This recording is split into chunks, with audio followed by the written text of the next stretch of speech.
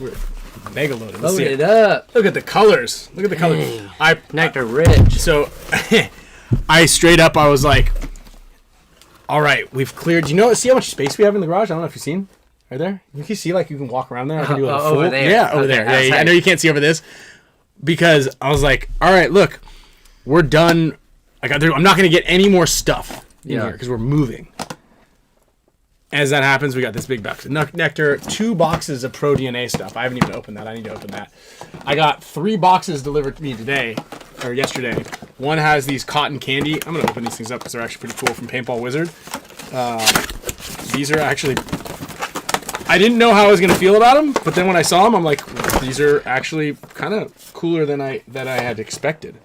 Garrett was frothing over these things. Yeah. Garrett just dropped over some nectar, and he's like, please, please, please, please, please, let me get that one. Let me see that JT hoodie. That thing's actually way sicker than also, like, I saw some of the photos that I took, and, like, this thing is fresh. Like, look at this. What am I talking about here? This is the guy. This is the look right here. Shop the look, guys. JTPaintball.com. This will be dropping tomorrow. These grind hoodies, playing hoodies. These are available at Paintball Wizard right now. I think it's an exclusive strap, exclusive skirt, and it comes with this lens. 141. These are pretty cool. It's obviously got to be your cup of tea. I feel like we got to change the word for the bottom of the mask. Skirt. Strange. I'm not trying to buy a cool mask and then be like, oh, can I get that skirt with it? Yeah. I don't know. Yeah. That is weird. You can make some Yeah, I know what you mean. We can find a different name, I think. Can we throw this in there? Can we throw this into the team about what we should rename this as? Yeah, bottoms. Yeah, bottoms. Yeah, makes sense. Bottoms up. Here you go. Put that back. Yeah. Put this guy up here. Put this on the Yamamoto back there. We're gonna give those away. I think this would be maybe a boat squad membership thing. Yeah. Today or tomorrow or next week, maybe next week. We'll let it sit. We're gonna let it marinate for a week, and then we'll give it away. Yeah, I think that's a good one. We want to let everybody see what's going on. Those are samples. These are still samples. This is a Duke's Force. These are samples. We got a lot of. I mean, I guess Garrett could just buy 4 boat squad memberships. We should tell him that. Yeah. Yeah. Gee, this is the only way you're gonna do it. As speaking of the goats, right? I mean, we already know who the goach.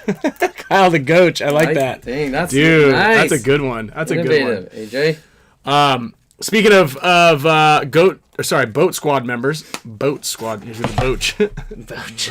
That doesn't sound as endearing. Want to thank everybody for tuning in for another Tuesday. Welcome. It's the Spick and Span Show. We're having a great day already. I had Camille left at 3 a.m. this morning, and so I've had the kids from drop-off to pick-up and everything in between. There's a 13-year-old girl watching. Davey Williamson's daughter is watching. Volume down a little bit. I'm shouting right into it. Yeah. Davey Williamson's daughter is watching all 3 of the children up there. Hopefully that front door is closed.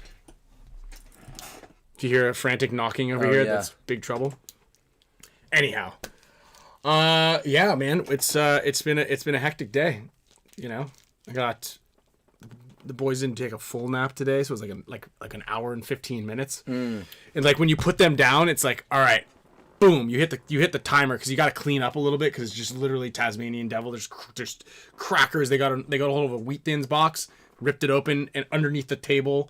And then they were walking around. The dog started eating it. It was just there was a messes everywhere. Cheerio things. Not real Cheerios, is little healthy ones. Yeah. If that's even a thing. And then we got there's raspberries. Miles just decided to smash raspberries everywhere all over his plate and then just throw them on the ground. So it's been a day. It's been a day. It's been a really good day. Got a couple people passed on and signed up for the brigade program and the Imperial sponsorship team. Shout out to the Taco Killers. Taco Killers are going to be an Imperial team as well.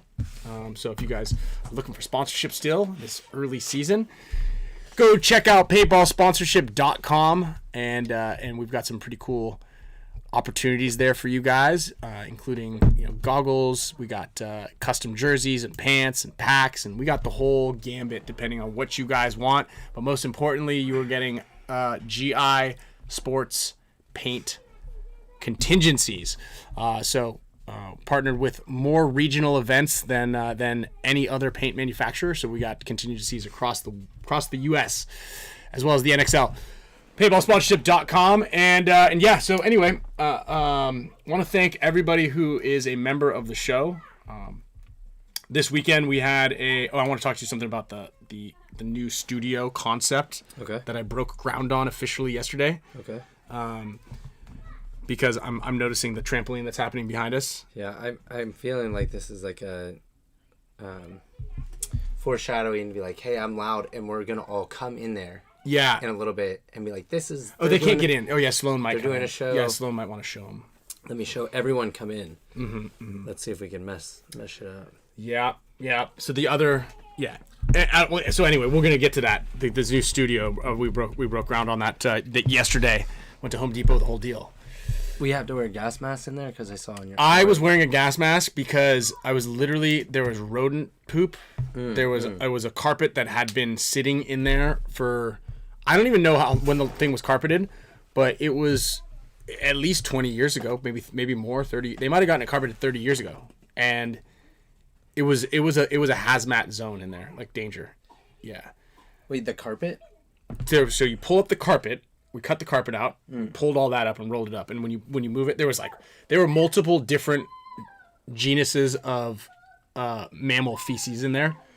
I think cat, raccoon, rat for sure. But some of the chunks were like pretty large, like way bigger than rats. So probably cat or like some sort of other varmint. Then underneath that was like a linoleum tile that we scraped up. And then it was just like years of dirt. Dang. But it's nasty in there. Lots of mold, but I had it looked like we were going to space. And we're like, Camille's like, I think that might be overkill. Like, yeah, you might be right. And then once we were tearing that shit up, I was like, I wish I was wearing a full hazmat suit. Really do. I'm gonna see if I can get this guy on because we talked the other week. Oh yeah, what's he been up to? And he was talking, saying we weren't paying attention. So, anyway. We got lots of stuff going on, lots of great things, and I'm not very good at like heavy manual labor, and that wasn't really heavy labor; it was just tearing out carpet. But I'm still not that great at it. But I think I did a pretty good job. Yeah, I mean, if you want, then there's him. Like there's me, not very good at it, not really like wanting to do it, and then there's Kyle way down there. Kyle's like, I'll help you move, and by help you move, I mean like I'll hang out at the house and like kind of watch the kids a little bit. No, I said I'm as a friend, I'm offering to help you move. But as a friend, please don't ask me. Yes, but I was like, don't ask me. And he's like, I think we're good. And I was like, all right, you're good. Tight. I've had a lot of people offer to help us move. And then you're like, I was like, oh, you can have my cart, my wagon. That was good. Yeah. And I always say no. I can't. I don't like having people help me move because then I gotta like kind of maybe help them move. Yeah, same. And I'm not good at it. I don't like to do it. Or like, yeah, it's like, hey, here, what do I do? Like, here's a pizza and some beers. Like, I don't know. Is that what you do with the move thing? And it's just, I'd rather just. Same theory applies to like you need to make like a 6 a.m. flight, and so you need a ride to the airport at 4:45. I'm not gonna ask. No. Like, I'm not gonna ask for the ride because I don't want to do that later on. I'll pay the Uber fee. Yeah. So that's. Just even like or like late at night too, when there's like one player on the team that missed their flights late and they're landing at 2. Someone's like, Arturo, I could come pick you up. I'm like, no. Arturo lands at like some obscure hours in Tijuana and then like also arrives, like leaves. Like he's like, oh, my flight's at like midnight. I go, okay, well. So this is awkward science, but I'm just gonna like give you some money for an Uber. Yeah. I'm gonna be asleep. A good move is if nobody wants to go, everyone chips in. Yeah. So it's only like $5 per person. Yeah. But you're too old for that. Exactly. So we're gonna figure something out. We're gonna get it going. But the new studio is like kind of really close, just in the backyard, and it's not very well insulated. And then, like there's like lots of like openings to the outside. Now we can fix that. Obviously, I'm planning on fixing that. But I'm just already envisioning the children like ripping around out there, and it might be pretty loud. So I know Jonathan Jones he's offered some help as well, and maybe we can get this thing going. But it might need like some doors to like keep the varmint out. But like we need to get some sort of sound. We got sound foam. I have a bunch of sound foam that we've been holding on to. As a matter of fact, I can't find it, and I have a sneaking suspicion that Camille might have gotten rid of it, but I asked her yesterday. But yes, we need sound foam. We have the whole deal. There's there's 2 large office spaces in my complex, like downstairs, like conference rooms, like so I've thought about that. Like, I know I thought about that, but then we gotta like transport. No, well I was saying too, like in the meantime. Oh right. Oh, even do in my house. Well, there's another space upstairs, but yeah, we could do it at your house too. We gotta make sure that's good. It's more so like, but you got like, you can't just pop in and go help with your kids. You still got like 20 minutes. Yeah. You know, like after the show, when the show ends, like I'm not usually home for like 40 minutes because we talk and we're kicking it. Right, and sometimes then I gotta drive home. And like last week, I mean, I'm pinning it straight up there. Yeah. It's like I thought you were in the doghouse by how fast you had to go up there. So. Yeah, that was quick, huh? Yeah. So it's gonna be very similar this week, but yeah. Anyway, I've got 4 portable AC units. Actually, I've got one that's stuck. There's no power in there yet. There's a lot of stuff we got to do. Anyway, we got a lot. What up, James Hall? Island Designs. Actually, I got to send you one more winner that I overlooked last week. Also, for those of you guys, I hope that everybody from the Spick and Span charity raffle has gotten all their prizes, with the exception of the BFP Gear ones. That's my fault, and the fact that Junior and Gina might have eaten something little fishy when they were out in New York or something like that. They got like hot dogs or one of the street cart things, and they were a little sick. But also congratulations to everybody who ended up winning on the BFP Gear. Yeah, they did the drawing, and actually, I wanted to see. AJ won a bunch of stuff. Did he? Well, he's been just just lately. Boat Squad, and then in the raffle, Barnum stuff. We got like HORMESIS headband, Tiger Wear.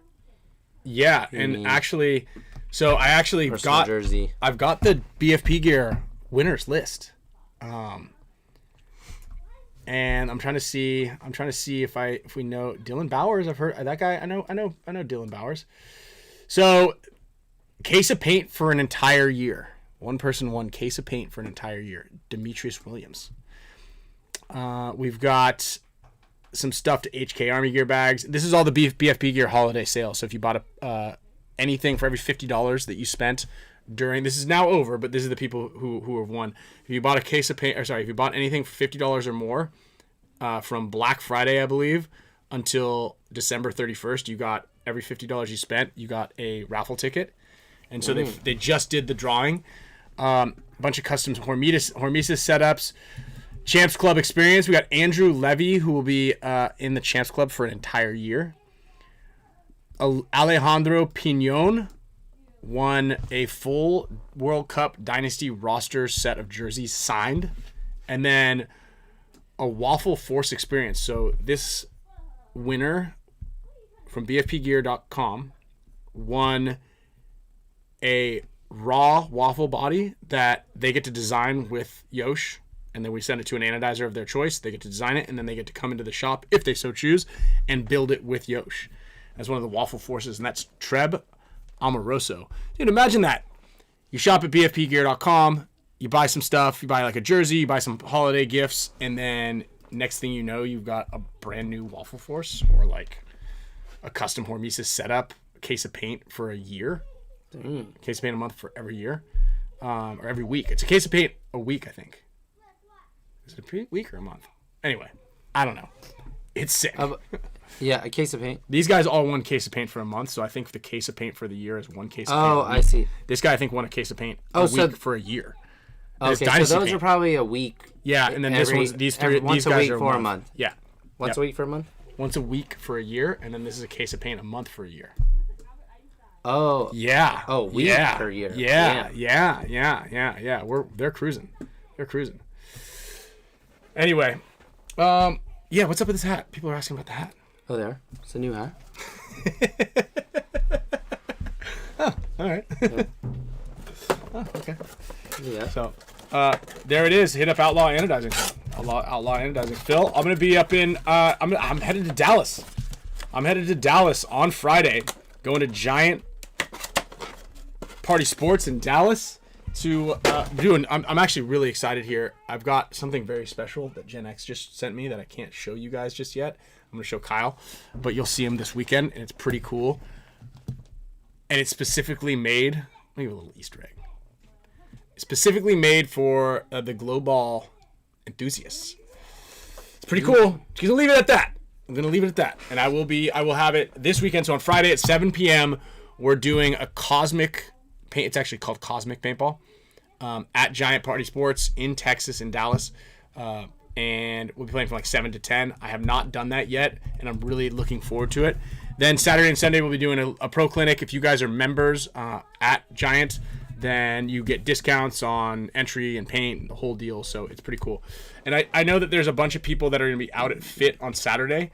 I know that FIT has that event. Yes. We've been talking to the FIT guys quite a bit about those events, try to figure out how we can help to promote their events. So if you guys are in the Dallas area and you want to do something, I'll be at Giant. And at Paintball Fit, there will be an event, the XTPL. Mike Urena is going to be there. Oh, he's playing too. It looks like it says Philip and the Outlaw guys will be at Fit Saturday playing with Mike Urena. Yeah, so remember that. So that's what it was too. It's like if you and I both go, we go on different teams, but you get to play with it's like a D3 or D4 tournament. Yeah, and you get one pro. I've played it before. I want to play on the D4 team. Well, what do you mean? That's what the rules are. It's one pro. Yeah, but I know, but I would rather play on the D4 team than the D3 team. I don't know if there's you can choose. Yeah, you get whatever the highest division is. Oh, okay. I want to play like the rental team. Yeah, I mean, it would probably be much more fun if all the pros were playing one on a D3 team, but you could go to D4. I just want to play on the D4 team. No other pros. Yes, exactly. Yeah, that does sound. It's great. Fun. It's kind of like playing walk-ons. Yeah. I need that before the season starts, right? I need to like the wheels. My wheels need to catch the track. Yeah. They're spinning right now. I'm just I gotta just get them on the track and get some grip. Are you playing Sunday? Yeah, I'm gonna play all 3 days. So I'm gonna be doing the the Cosmic Paintball at Giant on Friday. So that's gonna be great.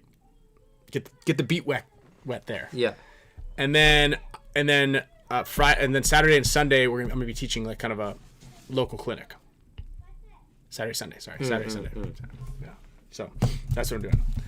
I should go try out for NYX. Very similar.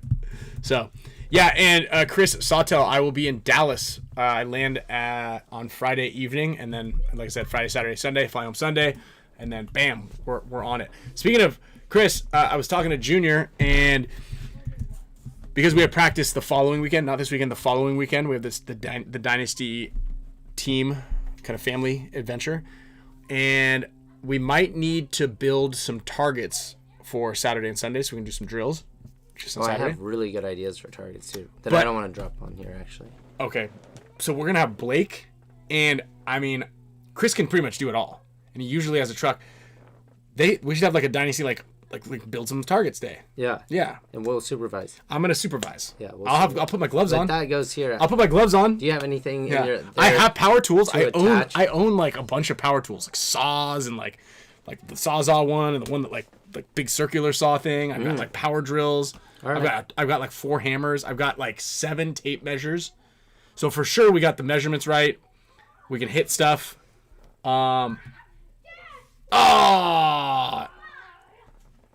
Yeah, I won't be there for the practice. Dang, son's birthday weekend. No better place to celebrate your son's birthday than sunny San Diego. So, yeah. Colin, you're on it, dude. When the team comes over, we might have to have dinner at the new house, and the entry is everybody's got to grab one box out of my garage and walk it up the stairs. I was writing all this out, but I'll just tell you guys here, and then I could remind you. If you want this hat, it'll be up probably later this week, but if you message me on Instagram with your email, if you want it. I don't know exactly what this is going to be listed for, probably $35, $40, because it's not embroidered. Probably more so $35. We try to do some a little bit cheaper. The hats I usually have are embroidered, $50. Yeah. I try to do something with a little bit lower price point. But if you want it faster, just shoot me your email to my Instagram, send me a message, and then I can just send you an invoice and send it out before they're up, for about $35 shipped. So you can do that if you guys like this. They like it. We like it. We all like it. Have some women's clothes too. There we go. They're gonna be up too. There we go. All right. Everybody needs it. Yeah. Devin Stewart to Aftermath yesterday. Okay. Yeah. Oh, that's good news. Yeah. That's good news for them. I thought Did we talk about that? I thought we talked about it on Sunday. The field. We did not. Oh, it was Mouse. I was telling. Mouse. Yeah. But I did hear that they might get Corey Field to coach them. Mm-hmm. That'll be helpful for them. Mm-hmm. So, you know, they need something. I don't know if that's confirmed. I think it's not. It's kind of get time off. They're not. It's not confirmed, but it's something they're trying to work with. Yeah. So we had our kind of first practice. Narcos had their tryouts. A ton of people showed up for the D3 and the D4 line. Our premier line played pretty well. Mm-hmm.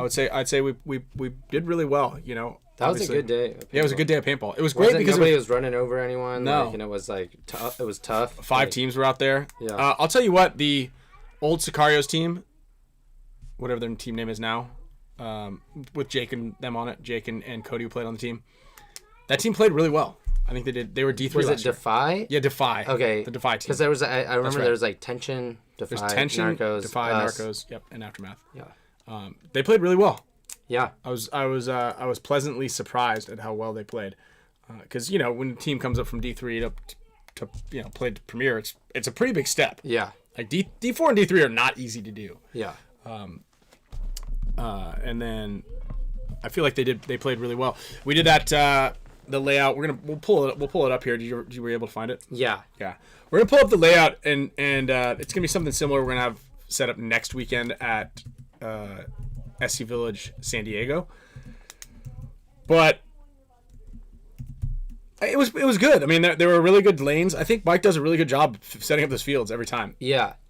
You know, I think it was set up. I went to Combat to coach the Lords on Saturday, and it was set up a little bit different. I think that it was actually a little off at Combat versus there, because when I looked at the layout, I was like, oh, I don't think that's there.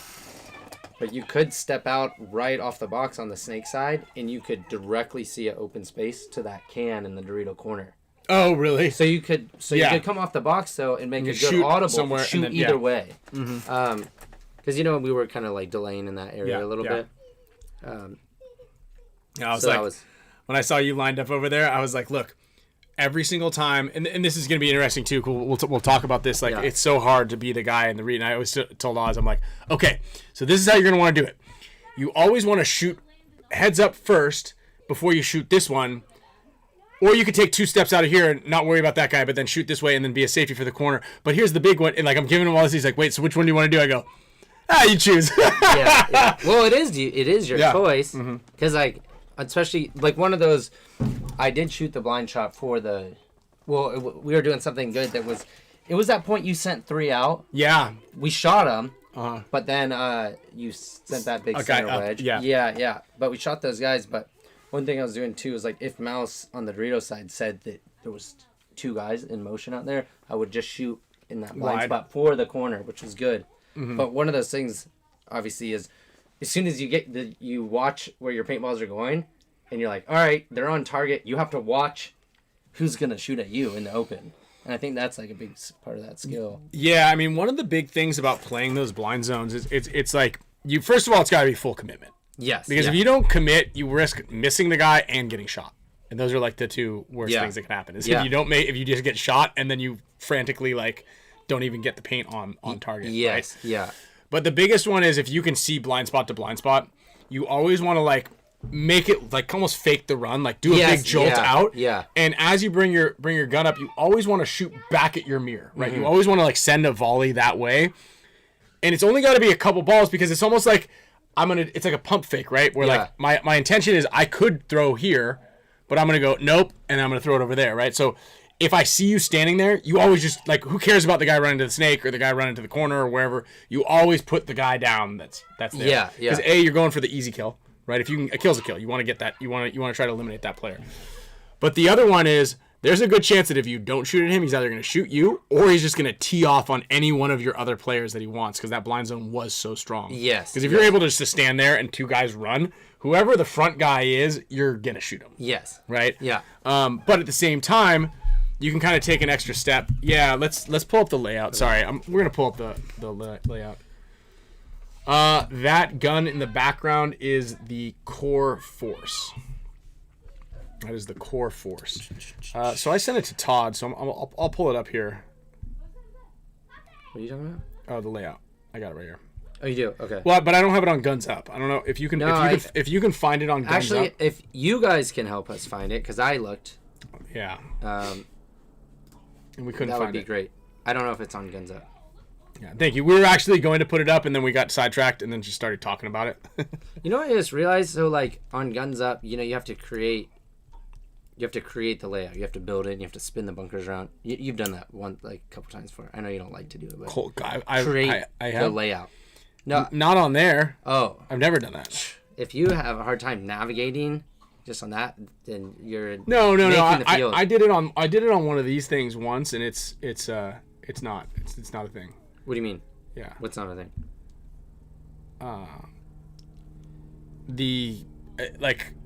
I did it on there. I'm not messing around with this. I've never been on. I don't like it. I'm not good at it. I'm not good at that thing. Well, like the moving it around and stuff. So here's the layout we were talking about. How do you move? Isn't there like a way to? Well, you could spin it. This one. Yeah. This is what I was looking for. Bing. No, but what I was saying is, so when you put it. Oh, wait, that picture is from Guns Up. Oh, well, whatever. I don't know. No, I'm not yelling at you. I'm yelling at, like, how find it on Guns Up. Come it's not... No, you have to, like, make it public. So, like, when you do this, like, you put one of these I've never messed with bunkers on the field. Nah, that doesn't look fun. And, like, this. Look like when you're trying to place it, like, it spins really fast. I don't like that. I don't like it at all. Not into it. Oh, you know what? You know what I'm actually gonna do? I'm gonna change this. I'm gonna take this off so I can draw on this thing. But what I was saying is that with AI technology now, we need to contact Guns Up, guys. I bet you there's a software that can take a picture, you upload that, and it understands what the layout is, and it can just place it, so you don't have to build it.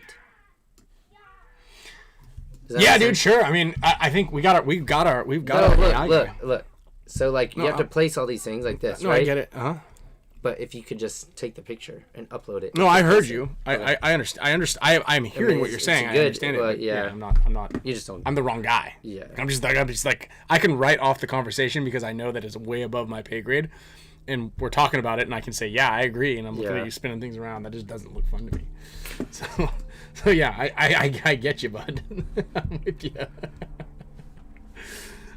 Let me move this. I'm gonna move this thing over. So I'll share this layout here. Let's just put it right there. Let's make it a little bigger. Bingo. So here is the layout we were talking about. Let's, for some weird reason I like it to have a snake on that side. So this is the layout we were talking about. This is actually, it was pretty fun. I thought it was pretty cool, at least. And what we were talking about here, and this is just call me old fashioned. I'm like a guy with like graph paper and a pencil. You guys are like all 3D and flying around the world here. But the blind zone we were talking about is right here. No, I definitely still also like the clipboard. Like, people are like, you should use the iPad. I'm like, dude, people who use iPads are lost, dude. Okay, well, you're trying to, like, you flip the pen around to use the eraser tool. Like, just, I'm like, ready for the next one. Like, yeah, just pull a deal out of there. Yeah. AJ, I like that. I think this is the best layout with the new bunkers I've seen. But didn't the bunkers just kind of like people just started getting them? How many times? There haven't been a lot of layouts, right? No, it's just like practice layouts or something. Yeah. But it was good at the 50 Dorito. You thought the 50 Dorito was good? Well, no, I'm saying like that bunker setup I thought was kind of good at the 50 Dorito because if someone went to your side of the snake, you could still kind of hide a little bit. It happened at that point. Yeah. We were where he was able to hide from me, and I. Yeah. So here's the thing that I'm just kind of bummed about still. is you get into one of these spots over here, you get into one of the spots over here, you get into this thing. You can't shoot any. You get into here, you can't shoot anybody because all this shit is still in the way. Yeah, yeah. You know, it's like as I was telling Mouse, I'm like, hey, you want to come over here and play? The snake's like made for you. Yeah. Come on. I mean, I could still stay over here, but if we really want to run some points out, we just both play over here. Yeah, it was just disappointing because you kind of like you get into the snake and you couldn't see anybody because all this shit was in the way. Like you kind of like see there's no payoff. Like, all this stuff is in the way. You could see this guy. That was it. The only guy you could see from the snake 3. You get into snake 2, can't see that guy. You can't see any of these guys. You can't see this guy. There's just too much shit in the way, right? You get into their side. You could shoot the center brick guy. You could shoot this guy in the back. You can't see this guy. You could see him. Can't see him. Can't see him. Can't see him. It was like it's the same thing. And when we got into the Doritos, like you would easily get into this 50. And the only guys you could see from the 50 were if you wrapped on this guy. Yeah. But, like, you could kind of see the back of Snake 1 from, like, right here. But there's never anybody in Snake 1, only if you got there and the guy was filling across. Mm-hmm. But anyway, so what Colin and I were saying is off the box, you could pretty much see right when you took one step. You could always pop the top of those things like a gopher right before a lawnmower. Bonk. Comes. Yeah, bonk. Yeah, so you could see this, and there was a great zone right there, and there was an equally good zone right here. So you had two really good shots. The problem is when you step out, you always want to take your first couple of shots to make sure no one's doing the same thing to you, and then you kind of swing it over as a safety for this outside. Because again, if I step out and only shoot the wide, and this guy over on the other side steps out and just shoots right back at me, I'm cooked. I don't think though everybody can take the time to shoot back at that guy in all divisions because then they're gonna miss the other shot. So that's a really good point to bring up. Yeah. So this is what I call the cadence, right? You got to understand the cadence of the game. How long does it take somebody? And this is I feel like I've gotten really granular with this on some of the layouts. Is timing it. How long does it take for me to shoot my gun, and how long does that ball impact the other side of the field? So if I were to just pull my gun up, how long does it take this paintball to hit right here? Right? Yeah. Is it a half a second? A full second? 30 seconds? Is it 30 seconds? Then how long does it take me to pull my gun up and shoot here? Then you time that with how long it takes somebody to run out to this corner or to one of these spots. Yeah. Okay? And this is really important for players to understand this on all levels. Hopefully none of the pro players just have a light bulb on this.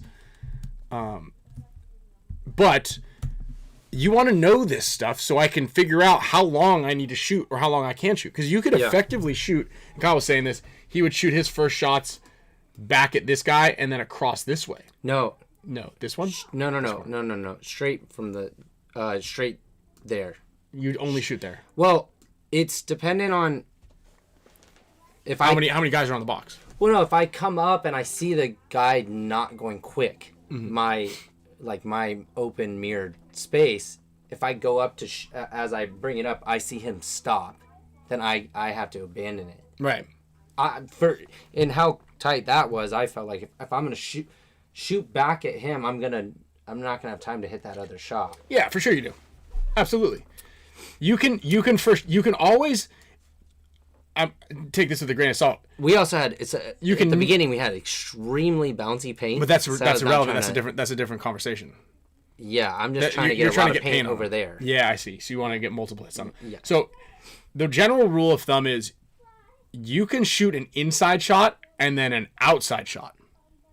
There's plenty of time to shoot an inside and an outside shot. For sure, on that same side. No, whatever side. It's the same thing. It's just, you just bring your gun up and then over. Did you look at the shot, though, that I'm talking about? Across, you can't see anything. But it's completely blind. But it's the same. It's the same. If it's the same distance, it's the same distance, right? That we'll talk about some geometry again, but well, what I'm saying is the distance. These distances are going to be relatively similar, because the corners are the same. This corner is actually tucked in slightly more, so it's a shorter route, but Yeah, I believe very strongly that you can shoot always an inside shot, and then you can pick any of these outside shots as long as you're quick enough. Yes, and I do think but this is that's accurate on the snake side. But the other side was a complete blind shot that you had to use the combination of the tops of bunkers to know where the shot was. But that's just knowing the shot. That has nothing to do with the geometry. Yeah, well, I wasn't studying the layout for 3 days. I just I know, went up and ripped it. So. Right, but we're talking about distances, and the distance, regardless of, there it is. Thank you, Scuba Lube. The distances, if the distances are equal, the vision is irrelevant, as long as the paint will land there. So if you know the paint will land there, and the distances are equal, then you have an inside shot and an outside shot, and it's gonna be relatively same. Now this one is on a different square. Usually right? I would give up on this, but I'm not gonna give it up. I'll fight you on this a little bit. Okay. So, when you shoot blind shots that like after playing layout for a while, and it's like maybe it's just slightly over the center brick, not like completely high. You have you can't see at all clear. You're shooting a bounce shot that in practice you've like checked the level of it, whatever. I think it's much easier to shoot that shot and then quickly, if you have a big open lane to like the snake corner and you can see it, it's much easier to put your paint there versus like shoot that shot and then like focus in on the height or like the area to put a blind shot. See, I feel like the blind shots are easier because it's the frame of reference is easier. Your height is already dialed in. You just have to shoot over the top of something. You just have to have a visual. Now, if you're doing it your very first time, then maybe it's not as easy. And obviously, yes, you want to have as much paint landing in the zone, no matter where you're shooting, as possible. So we're talking about two different things. Yeah. One is the comfortability factor and your ability to do it without a lot of practice, and the other one is simply geometry.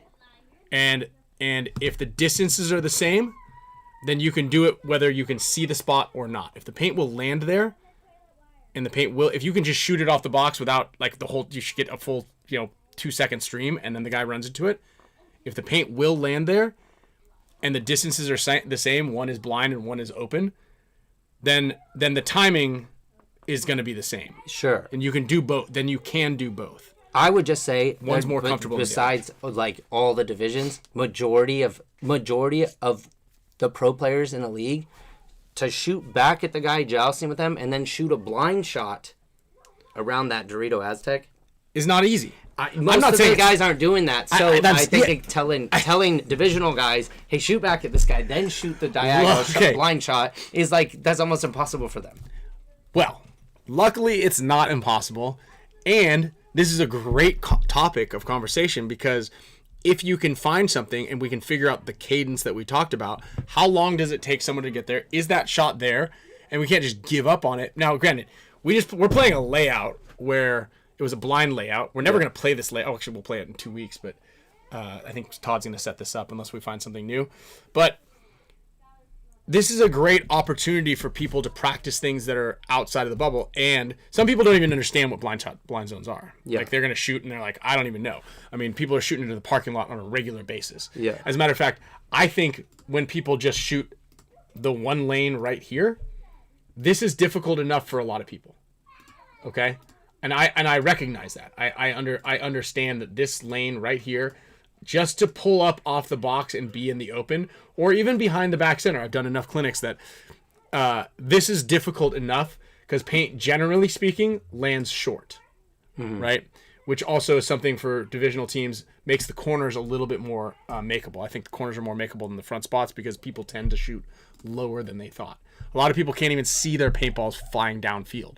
There's a lot of issues or a lot of problems that people need to take into account and work on, but this is like a high level thing is, can I shoot 1-2 1-2, and then the ability to figure out the timing is, I only have a couple of balls, and these first balls are actually, and this is something that Marcelo works on really, really well, and he kind of brought it to my attention, is like, you take that first step and you're always shooting there, not to like hopefully hit somebody. It's basically that's where your first gaze goes.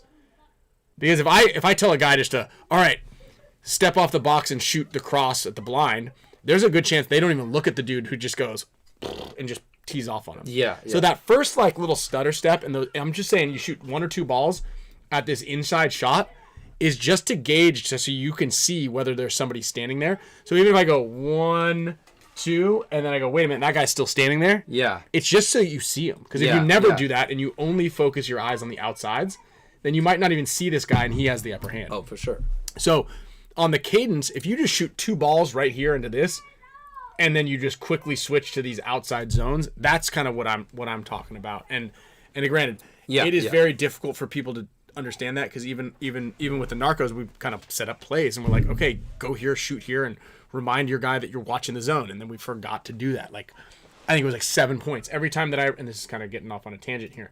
Every time I ran here, it was the home run call, and we got you guys pretty good about on this play. We shot 2 off the break, and then that guy shot 3 or 4. Yeah, 3 or 4 guys, and then we did it to aftermath. This play worked really well, but again, I'm getting out of the weeds here on a different topic. It was like we all knew that the guy was going up there to do this job on the cross, right? Mm-hmm. But our other guys who are in all these other spots, for like, even though they knew, and I said, let the guy on this side go. My other guys were just putting like immense amount of pressure on everybody on this side, so they never moved. And it like defeats the purpose of having a guy up there when all my guys are like on this like really heavy like containment thing here, and I want the guys to move. I want bad guys to move through this zone to get caught up. Yeah. So what I'm getting at a long way is it doesn't matter what level you play at, whether it's D4 Pro, Premier, semi-pro, any of this stuff. These are all very advanced like topics, and when I say shoot 2 zones, if I like, unless you or I are standing behind this guy like seeing what we actually shoot at, I'm like, how's it going? They're like, most of them are not very very very realistic with you or honest with you. They're like, yeah, I think it's pretty good, but like then we look at it and go, what are you shooting at? Like, I don't know. So yes, this is a very high end kind of level thing, but it's all about doing it, like trying it out. Like you got to try, and you got to measure it, right? Everybody who's watching this show is like very comfortable doing something, whether it's paintball related or not. Like you're really good at your job, whether you're heart surgeon, you're a lawyer, you're a janitor, you're I don't know, you make nectars, I don't know what you do, or you pack boxes, or you're online marketing. A lot of this stuff comes very easy to you and second nature. It's because you've done it a lot, and you've found all these little nuances. Like here's a great example. Like I know for a fact because I've opened some boxes. When I was packing up all these QLS orders with Kendrick the other day, I'm like, tape here, more tape over there, and I'm like trying to get this tape. I've seen guys pack boxes. The dudes at BFP Gear when they're putting boxes together, like zip, zip, zip, zip. Yeah. And I know you put the tape on and like very meticulous about making sure that the tape is on all 4 sides, and you got to put another roll like. Because everyone got Tigerware packages. I know those things come crispy. You get a box from Amazon. There's 2 strips of tape on it. No matter how much crap you have in that thing. I had like that entire like roller coaster thing in the back that had two strips of tape on it. One on the top, one on the bottom. You know what I mean? Like if it were me packing that thing, I've got tape. I've got an extra set of tape on the middle and the back, and so like what I'm getting at is everybody has these nuances and they're really good at whatever thing they're really good at. But that comes because repetition. You've done it a million times. Mathematics, geometry, English, all the stuff you do in school. Like some things you're like, okay, yeah. Like what was the things called? The citations. You got like cite on paperwork when you're doing in school. You're texting and driving? No, not those. But I'm good at that too. Okay. Like I've been doing it for a long time. No, it's like when you got like some citations. When you're like write something, you got to like tell where you cite. Yeah, citation. Your source. Citing sources. But it is citation. Anyway, I'm not trying to. Like that thing, I couldn't do that anymore. I don't know how to do it. But when I was in school. What do you mean, ChatGPT, where did I get this from? Can you write the source out? Yeah. Cite. There you go. Come on. I'm just saying that I'm trying to like do a little bridge on real world kind of scenarios in which some things are very difficult in the beginning and then they become very easy at the end. Is this still the Zoom link? The Zoom link will be the same. Okay. Always. Let's see. I'm gonna send it. We'll get this guest on. Let's see if you guys can guess who this guest is. He's never been on the show before. Okay. Let's give away a prize. Okay. Yeah. Okay. I feel like someone's gonna get it like really fast if they pay attention. You watching the comments? Yeah. Are they just We'll give you a gift. We'll give you a gift. A gift or a hint? We're definitely gonna give away a prize, but are we gonna give them a gift or a hint? What's happening right now? CM saw tell that you watch a lot of. Who is the guest? I don't even know the guest. When you guys are saying Tom, everyone thinks it's you thought I was giving you a clue. Actually, sorry, no, it's not Tom Guess. Everyone's saying Tom Guest because I said you're never gonna guess. Yeah, our next who it's guest. Gonna guest be. No. I just wanted to make it clear. If you want to guess who our next guest is, it had nothing to do with Tom Guest. That was good, guys. Okay. And I feel like Tom Guest has been on here before. Yeah, and you guys, it's basically the first person who gets it is the one who wins. Don't chime in. Oh, now he wants to come? Yeah, now he wants wow. You got the link. It's Tom Guest. It's not Tom Guest. He's right here. Tom beat you, whoever your guest is.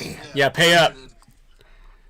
We can just wait. Why don't we just give you guys the Zoom also? He has the Zoom link. Put it in your favorites. You have the Zoom link. That's a SpongeBob meme. Oh man. We're joining. Okay, let me send it to the other guest too. No. Dang, this is pretty good. Nobody's got it yet. It's not an easy one. Yeah. It's not but you also haven't given any hints. Just people are just gonna like start spouting out names. No, because I've given hints the last few weeks. You have? Yeah, because we were supposed to have him on. Oh, okay. Were you trying to do some Inception stuff there? Yeah.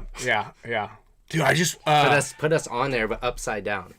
I just saw this thing. Speaking of movies, I gotta write this down. All right. I don't even know if I want to talk about this issue I'm having with. I'm watching I'm almost done with Stranger Things, except I found out that the last episode is like an hour and 45 minutes. I was like, oh yeah, it's like a movie. No, it's longer. It's like 2. Yeah, I think you're right because I was like 30 minutes in and I pushed pause because I'm like, this is awful so far.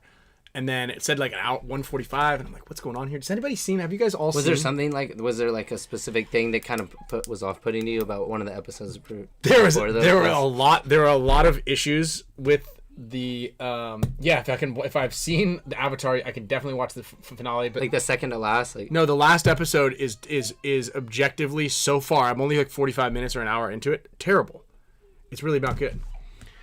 And you just the timing of like the conversations that everybody's having, like it's like all this are reconciling their whole lives.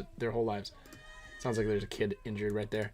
All right, hold on. We're gonna bring him in here. Do you want me to go look around the corner? No, they're fine. So there's a 13-year-old babysitting like three children. Younger children. Yeah.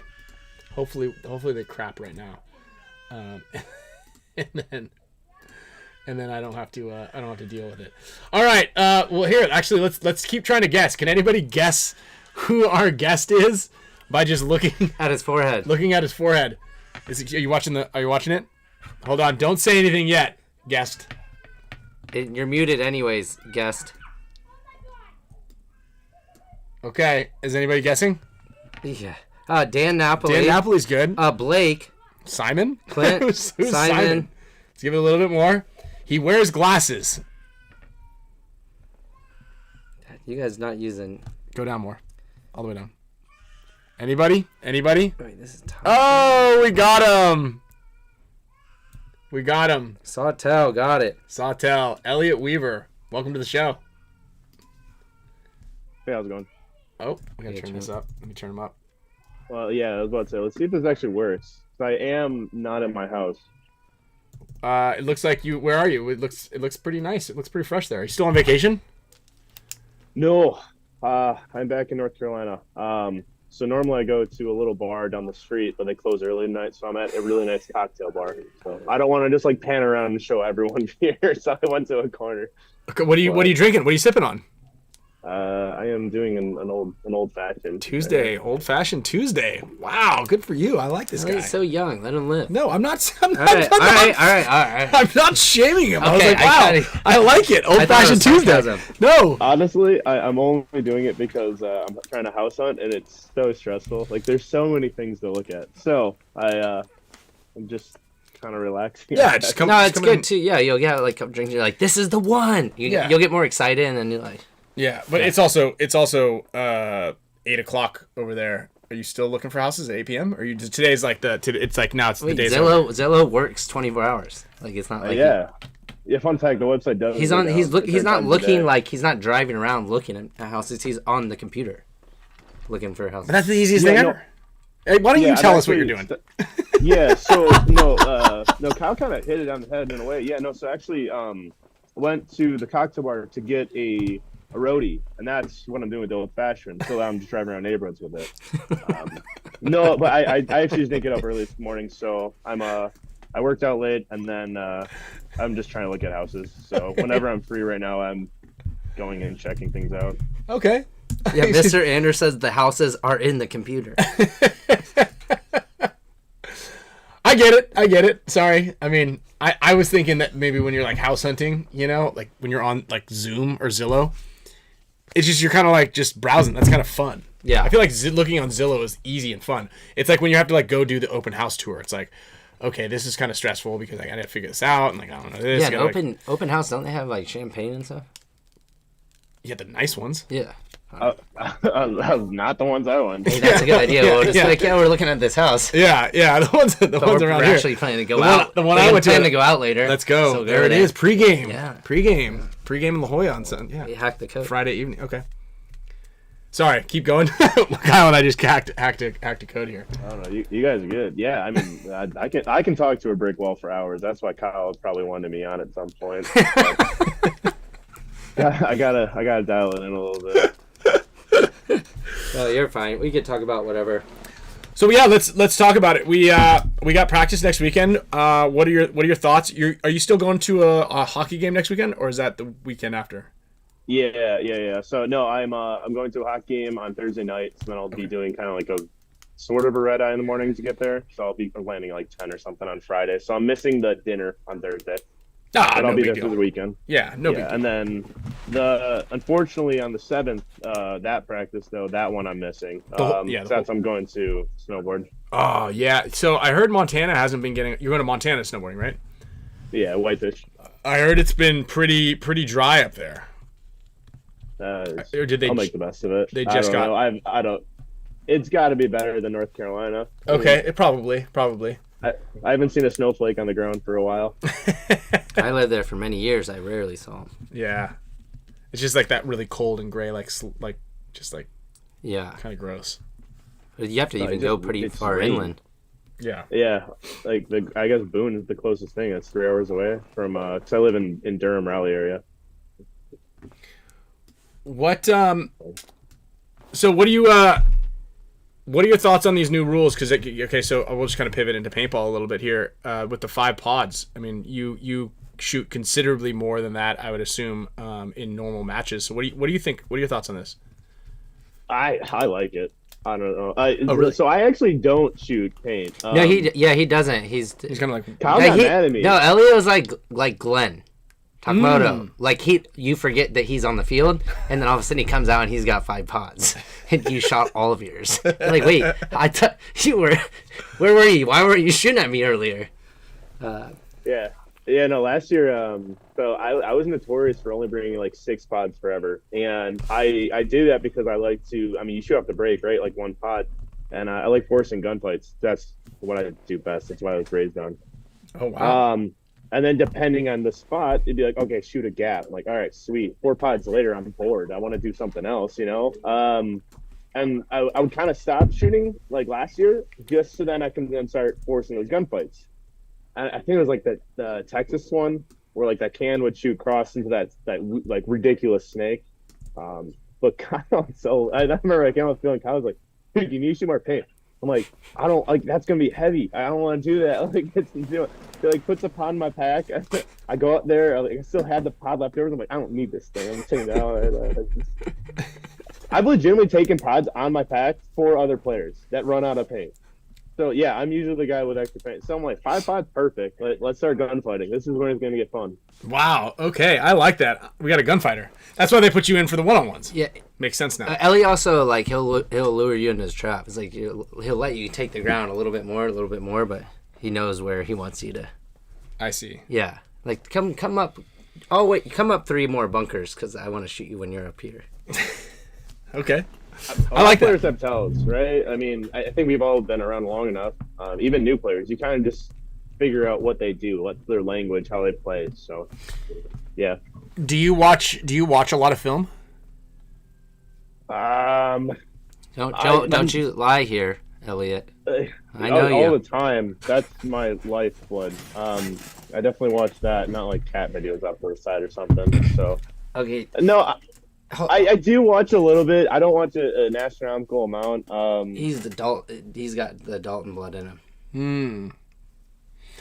Elliot doesn't know what that is. So how do you? I don't. Yeah, Dalton and Glenn. What? So how is it then if you don't watch a lot of film? Then how do you know player tendencies and like how to kind of bait people into positions like this? I don't know if you were watching earlier in the show, but we were kind of talking about like the intricacies of geometry. But how do you figure it is best for you to like kind of know where you want guys? Is this just repetition on the field? Yeah, a repetition. I mean, I'm just pretty analytical. I can pick things up pretty fast. Oh, nice. I don't know. It's not like the 2-man horse. I wasn't a star student. Like there's classes I just. No, this guy's a class clown. Yeah, not publicly. In a small group of people. Sorry. Dumb things all day long. There are not many people. I don't know if you guys. I don't know if you're aware of the Spicka Span Show, but we're like runner or second runner up to podcast of the year for the last 5 years running. So it's not like there's a lot of people that watch the show. So you could kind of you can goof off a little bit. Yeah. No, this is me on a normal day. Like I'm if you like in person, I'm way different. And Kyle said that too. Like online, kind of serious, want to get stuff done. Video is a little different. I don't know. There's levels of this is in person. It's just us talking, really. Yeah. This is in person, but there's like all these people over here. You know, they might look at me. Oh, you mean like the people in the bar around in the cocktail bar? Yeah. I see. Yeah, I see. Not the people around. I see. Okay, I got you. It's not that I care about what you guys think of me. Like they're the people that I have to kind of be around for the next I don't know how long. So. Well, if you're moving to the neighborhood, it could be a while. Yeah. Yeah, it could be a while. Gotta make sure we lock it in a little bit. Well, let's see how many old fashions we can get you to house in the next 30 minutes. What I was saying with the Dalton thing is like, Elliot's I feel like too, and tell me if I'm wrong, but more seems to be like carefree, but then when he steps on the field, he's way better than most of the other people. When everyone's like, "Come on, take this serious," like, Elliot just it's effortlessly good. Sick. Yeah. I mean, like the classic is that I walk around with my head down a lot. People are always like, "Oh, he's bummed out. He's down in the dumps." And I've had teams go like, "Yeah, they're demoralized.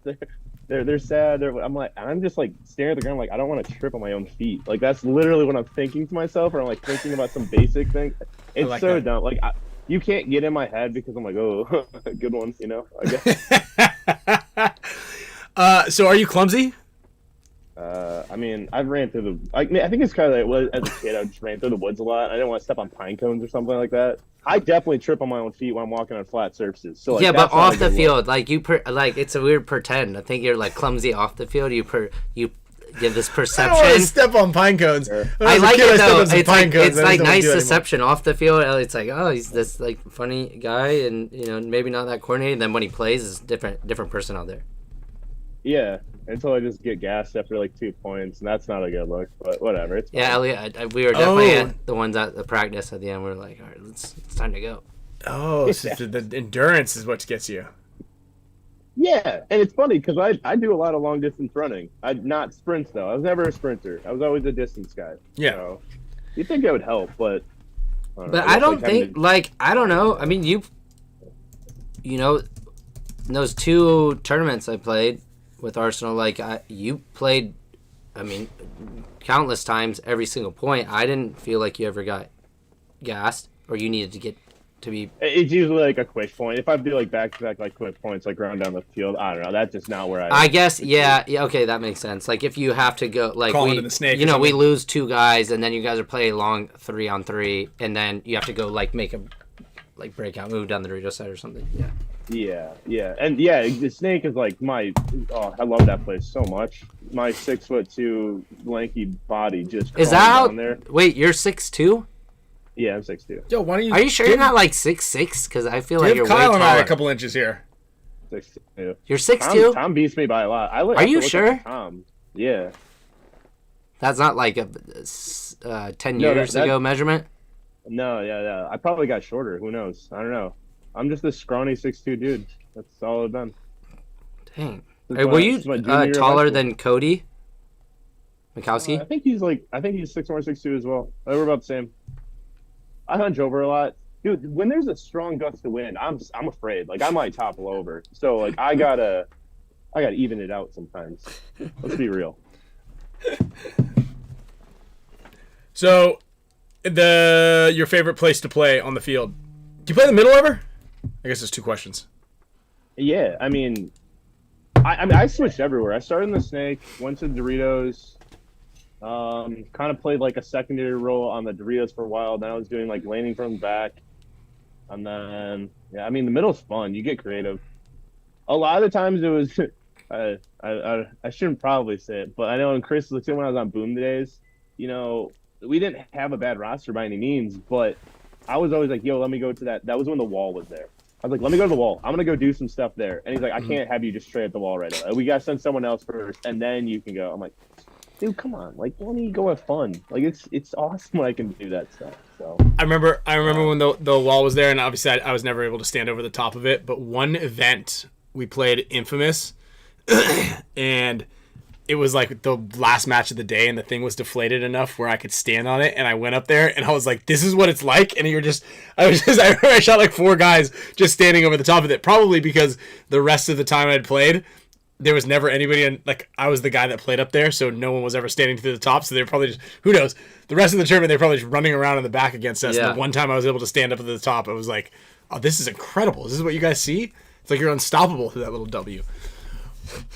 It's a trade-off though, right? Like we can see over top of stuff, but like you can go play like a cake or something like that. You can go to your knees. It's not like a problem. Yeah, like, yeah. It takes me like business days to get up and down. Okay, it's not easy. So, if you played the new bunker, the new no Starfish? PB Central doesn't have it. And to be honest, I don't know about how you guys practice, but I don't actually like to practice against real players. I kind of like know what I want to do mentally, so I focus on like snap shooting a barrel or something like that. So while most people are like an air ball, I'm usually on like hard ball tubes and just kind of messing around, like running and gunning, doing simple things. So if I can get people out there, like last year I was having like say sheer out there a little bit. I know Lackey joined every once in a while and it'd be like Kyle Bowen. So we do that, and it's like, all right, we'll like do one-on-ones or stuff like that. But, sure. No, I haven't been on that airball field since. Oh, actually. Okay. Yeah, I mean, I haven't played it yet either. That was actually the first time I'd seen it in like physically seen it was this last weekend. The thing. I think it's star. It's Ninja like star? Yeah, I think it's objectively. What should we call that? You know, I think it actually starfish. Yeah, it's a starfish. It's 100% a starfish. Yeah, but like a maybe obese starfish. I just ate too many don't know. Shells so what did they get rid of? The X. No, there was never an X. There was no X. A long time ago. Did they get rid of the case? They got rid of I think a big bunker. I don't know which one because last week, like when we just played, there were you guys in the chat wedges. Can help us. Does anybody know what just happened? It was a big bunker. I think maybe it was 2 of the big bricks. But they had both big bricks this weekend. But there's 4. There were 4 big bricks. They had 4 big bricks. You sure? I think so. No. There was some big bunker they got rid of. They got rid of 2 big wedges. Okay, so I was close. I just didn't know the second word, but I knew the adjective. 2? Big. Big. Okay. Halfway home. Yeah, there it is. I got 2 and big. I gotta run to the bathroom real quick. You tell him the story that Blake said at the clinic about. Someone asked Blake about. Yeah, so we were. I think we were in. Well, I thought it was New Zealand, but maybe it was just a kid from New Zealand was asking. New Hampshire. We were somewhere, and we did a clinic with Blake, and this kid was like, "Hey, do you ever like wish that you were to Blake shorter, so you'd be more like Ryan and Kyle's size because that's like the optimal paintball size?" And Blake did like kind of like took a second to think, and I was like, "Stop right there. No, nobody ever wishes that they're shorter, kid." Like, I mean, I think maybe at some point in time you do, but no, you don't want to be like, I was 6 foot, but I would rather be 5'8". Like, nah, like that's not a thing. Or is it? I mean, or is it? There's pros and cons to everything, right? Let's hear all of the cons that you had to deal with being 6'2", walking around, big old shoes and cruising. Have you ever been in a plane seat when you were tall? Okay. No, obviously that was a rhetorical question because no. Yeah, that's really bad. Sorry, I didn't mean it like that. No, so that sucks. Yeah, that's like horrible. I mean, I guess like like when it comes to say paintball, there's times where I would wish I was smaller. And then like a plane flight, that's like the other thing. Okay. But there's not many other things I guess that you're like, okay, like I love being shorter. Now I think Tom is kind of a little excessive. I think he's kind of in that. He's a little too high, in my opinion. You know, jumping over a Mayan temple, and paintball is kind of crazy. But I mean, that's an athlete build, right? Like, there you go. 6'2" guy wished he was shorter many times. Interesting. But I don't want to be like. There's only a couple times I want to be shorter, and it wouldn't be much though. You still want to be tall. You don't want to be that short, but I don't know. I feel like short people also think they're generally faster, or they look faster. We look weird. I'll be honest. Yeah, running. I mean, unless you're. No, I think that everybody, and that's actually a really interesting one. I think that everybody owes it to themselves to film themselves running. You should film yourself running in a straight line, sideways, from behind. Get the 4 angles, and see what you look like, because. I think sprinting is like this lost art, like how to run properly, that people don't really understand is actually not as easy, and people's body mechanics are so far off when they're running. They're like, their hands are moving weird, they're like robots, they're holding like what looks like a briefcase, or they're like super stiff. And it's strange because a lot of people, when you do something for so long, similar story we were talking about before, when you do something for so long and you've been doing it the same way, it's like, well, what do you mean I'm not doing it right? Because it feels right. What feels natural to you may not be correct. And I think that people can really, really help themselves by like watching, and we talked about this with paintball, but it kind of works with everything. Just watching a video of yourself doing a specific act or skill, whether it's, you can insert snap shooting, you can insert, kicking a soccer ball, throwing a football, hitting a baseball, or just sprinting. And then put that comparison up against somebody who does that for a living. And you're going to be like, oh shit, that's what I look like? Like, I thought, in my mind, I was like Usain Bolt out there running, but your knuckles are dragging on the ground, or your big old feet are flopping in the air, or like there's so many different pieces of mechanics that I think like video can help you so much with, that people you just take for granted. You're like, I could, especially with paintball, like people only want to do high level shit. They're like, yeah, I'm gonna shoot all 3 of these guys. You're like, well, hold on, you shot that bird, you shot the paint in the parking lot, you hit the ground by feet, you shot your buddy in the back, you got everywhere but where you're supposed to go. Why don't we just try shooting this can in front of you first, and then we'll put a can at the 50, and then we'll put one in the corner. Like, everybody wants to go to like the high level shit right away. So I mean, that's like everything though, right? Like, look at snowboarding. Yeah. Do you snowboard or do you ski? Kyle skis. No. Okay, so like basics on snowboarding is like heel and toe, right? It's so boring the first day, but it's such a crucial thing. And people are like, no, I want to go down the hill, and you're like, all right, fine. At this point, you're not listening to me. Just do your own thing, and you just like see how they fail, right? So I've had friends ask me about, like basics, like what to do, how to get better. I'm like, Dude, I was the kid that stared at a mirror to see how far my elbow stuck out first, right? Like I did that trick forever. Mm-hmm. And then when I got to the field, like it was snap shooting. I was so good. And like I've definitely kind of fallen off a little bit, just busy with life and stuff. You don't get to practice as much. But when you go back to those like small things, and they're second nature, everything else. You talking about us? Right? Like, and that's kind of what you gotta do. When Kyle was younger, he was rollerblading a lot, and then once it started snowing up on the East Coast, he got those, what are those things called, the sled dogs you're telling me about? You had like a pair of them in here for a while. It was like the ski boots with the skis like kind of attached to them that are like this long. You got like roller. It's like rollerblading on snow. So you made all that up, but one part is actually true. I did do the like aggressive inline skating, and I blew my teeth out. Yeah. I went down the 12-foot ramp, and I was like 4 foot at the time, so that's pretty big. And I didn't hit the transition. I just went from the top to the bottom. My face flat, like horizontal from the top. I mean, that's not fun. I didn't do anything cool like that. But hey, man, don't knock rollerblading. I would do all that. Just letting you guys know. Ryan's trying to knock me because I'm better at a lot of more things than him. Yeah, some of them. Well, I'm saying like, all right, so you have snowboarding, but that's you. Like, I can ice skate better than you. You can ice skate better than me. Probably pool, chess. We're kind of even. Ooh, I forgot about Skash. That.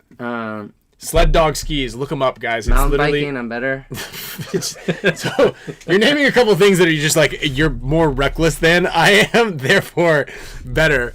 I feel like it's like I'm better at skydiving than you, pulling my chute later than you. You know, it's like.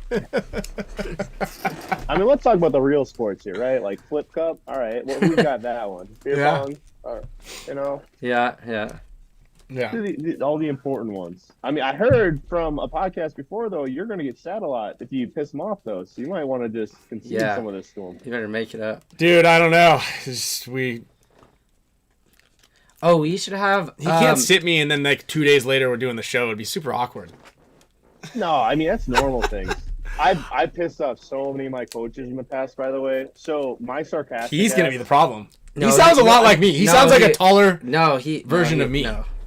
No, I did a couple times. I said, "Hey, we were just talked about you like going right to the bounce shot off the break, and then you just didn't shoot that." He's like, "Yeah, I know. So look here," and I was like, "That's fair." All right. Yeah. So like, I mean, I listen, right? But I'm all about, you know, being there in the moment. But some people go into practice and they take things so seriously, which I get, right? Like they get hyped up, they do the thing, right? I've had people go, "Hey man, what do you want to work on?" Like, "Hey, I haven't had a lot of time to do pit staff, so can I load some pods next point?" You're right. And people are like, "What the fuck did you just say to me?" I'm like, "Yeah, what? I'm serious. I put me down for a couple. I want to get the bags of paint out, you know? I don't want to do that." And people are like, "Dude, I don't know what to say to you, right?" I walk through the box and be like, "Shit, I've had a rough day. I'm going to be G1 again. So, hey, have fun with this 4-on-5. Hope you made a good game plan." And people in the box are like, "You're doing this now?" I'm like, "Yeah." Like, yes. I feel like Ellie and I could always, like, because we could both be serious, but then we could, like, we could both joke, but we couldn't bring the jokes around everyone, so we would just joke on our own, but then come back and be serious. Hey, I learned who to not tell that stuff to. I already told that to Junior, by the way, and I will say that Junior told not to do that with you, Ryan. So I'm like, okay, I'm gonna joke. Well, you got no, you have to joke. I need somebody to joke. I don't take anything seriously. Yeah, no, for sure. What? I haven't seen you at a practice day. No, that's not true. That's not true. In practice, sometimes I get upset. I get frustrated. That's not taking things seriously. Yeah, you're a competitor. That's what you're supposed to do. That's it. If you're not getting upset, I think it's...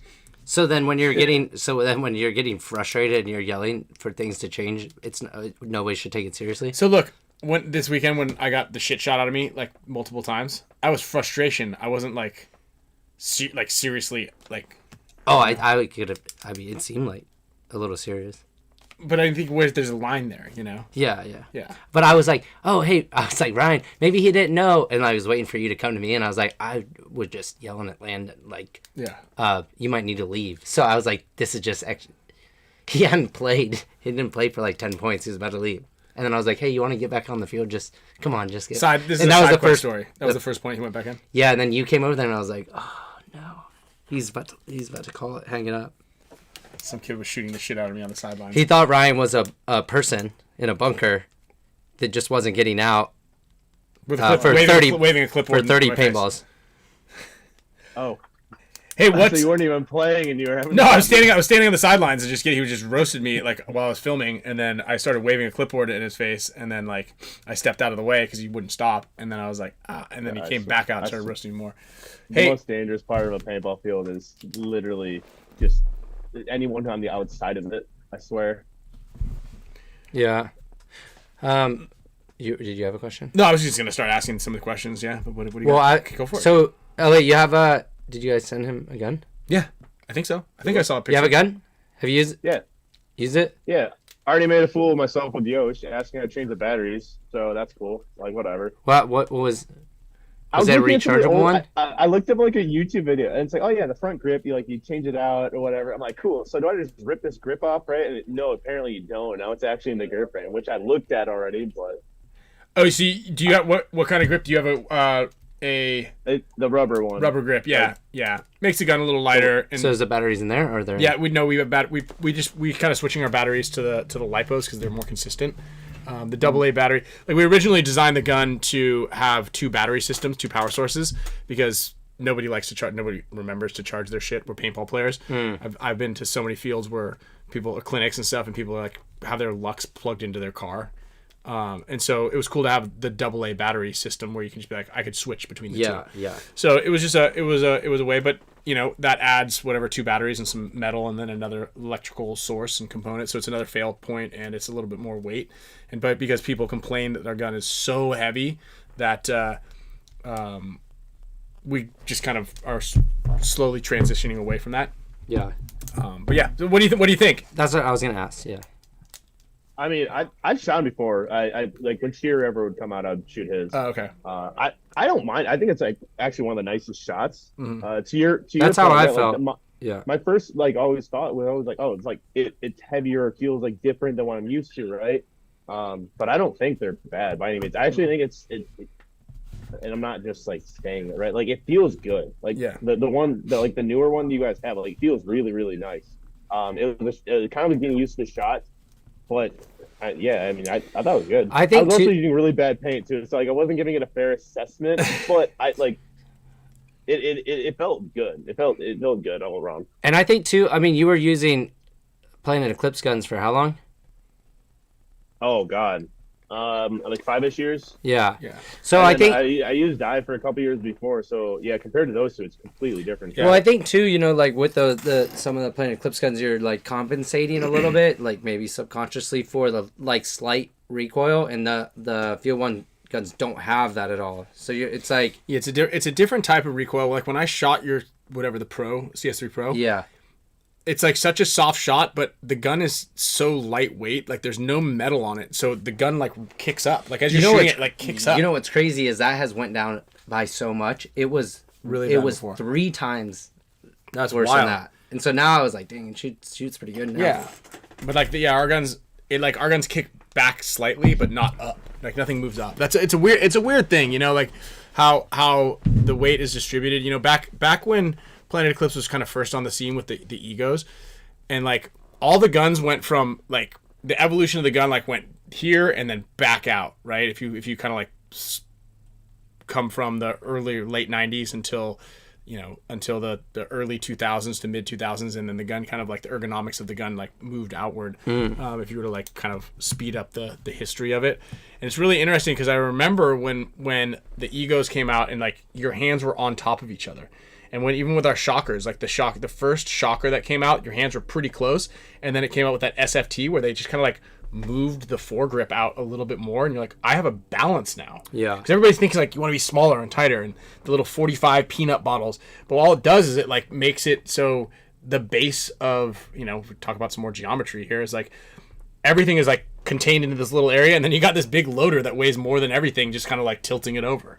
Right, so as you bring the ergonomics out, you're actually holding something that fits a little bit better on your body. Mm-hmm. It's like the law is you want to have the equipment work for your body. You don't want your body to conform around the equipment. Like when you're wearing stuff or buying stuff, it's function over form.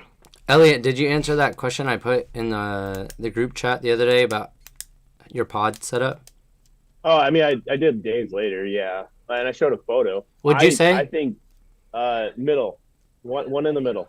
Yeah. Oh, wow. Yeah, you thought you just got But me that there. was one. That's one person. The rest said flat. What's two? Two of the smartest people, it seems like, after talking to It's them like for 10 okay, seconds. so 2 against 6. 10 minutes. Yeah. Well, just because there's more idiots doesn't mean that it's right. Okay, but that's how voting works. So let me Unfortunately, break this down, yeah. right? In a democracy, until the smart people have to just kind of take over and bonk you idiots on the head. I always feel like it's easier to pull that like middle one out versus the side one. That's always been me, right? And also, whenever I would slide on my side, I would always break that one open. However, I understand the theory, right? Of it's like, I don't know, like say half an inch lower. But when I don't Superman. I slide on my side, so like that pod's never at risk of getting shot for me. Yeah. So like, you two bad guys. Very seldomly. No, but even if I'm going to run up front, I'm still going to have that pod in the back middle because I feel that if I'm going to carry 5, I don't want to be a balance off balance, right?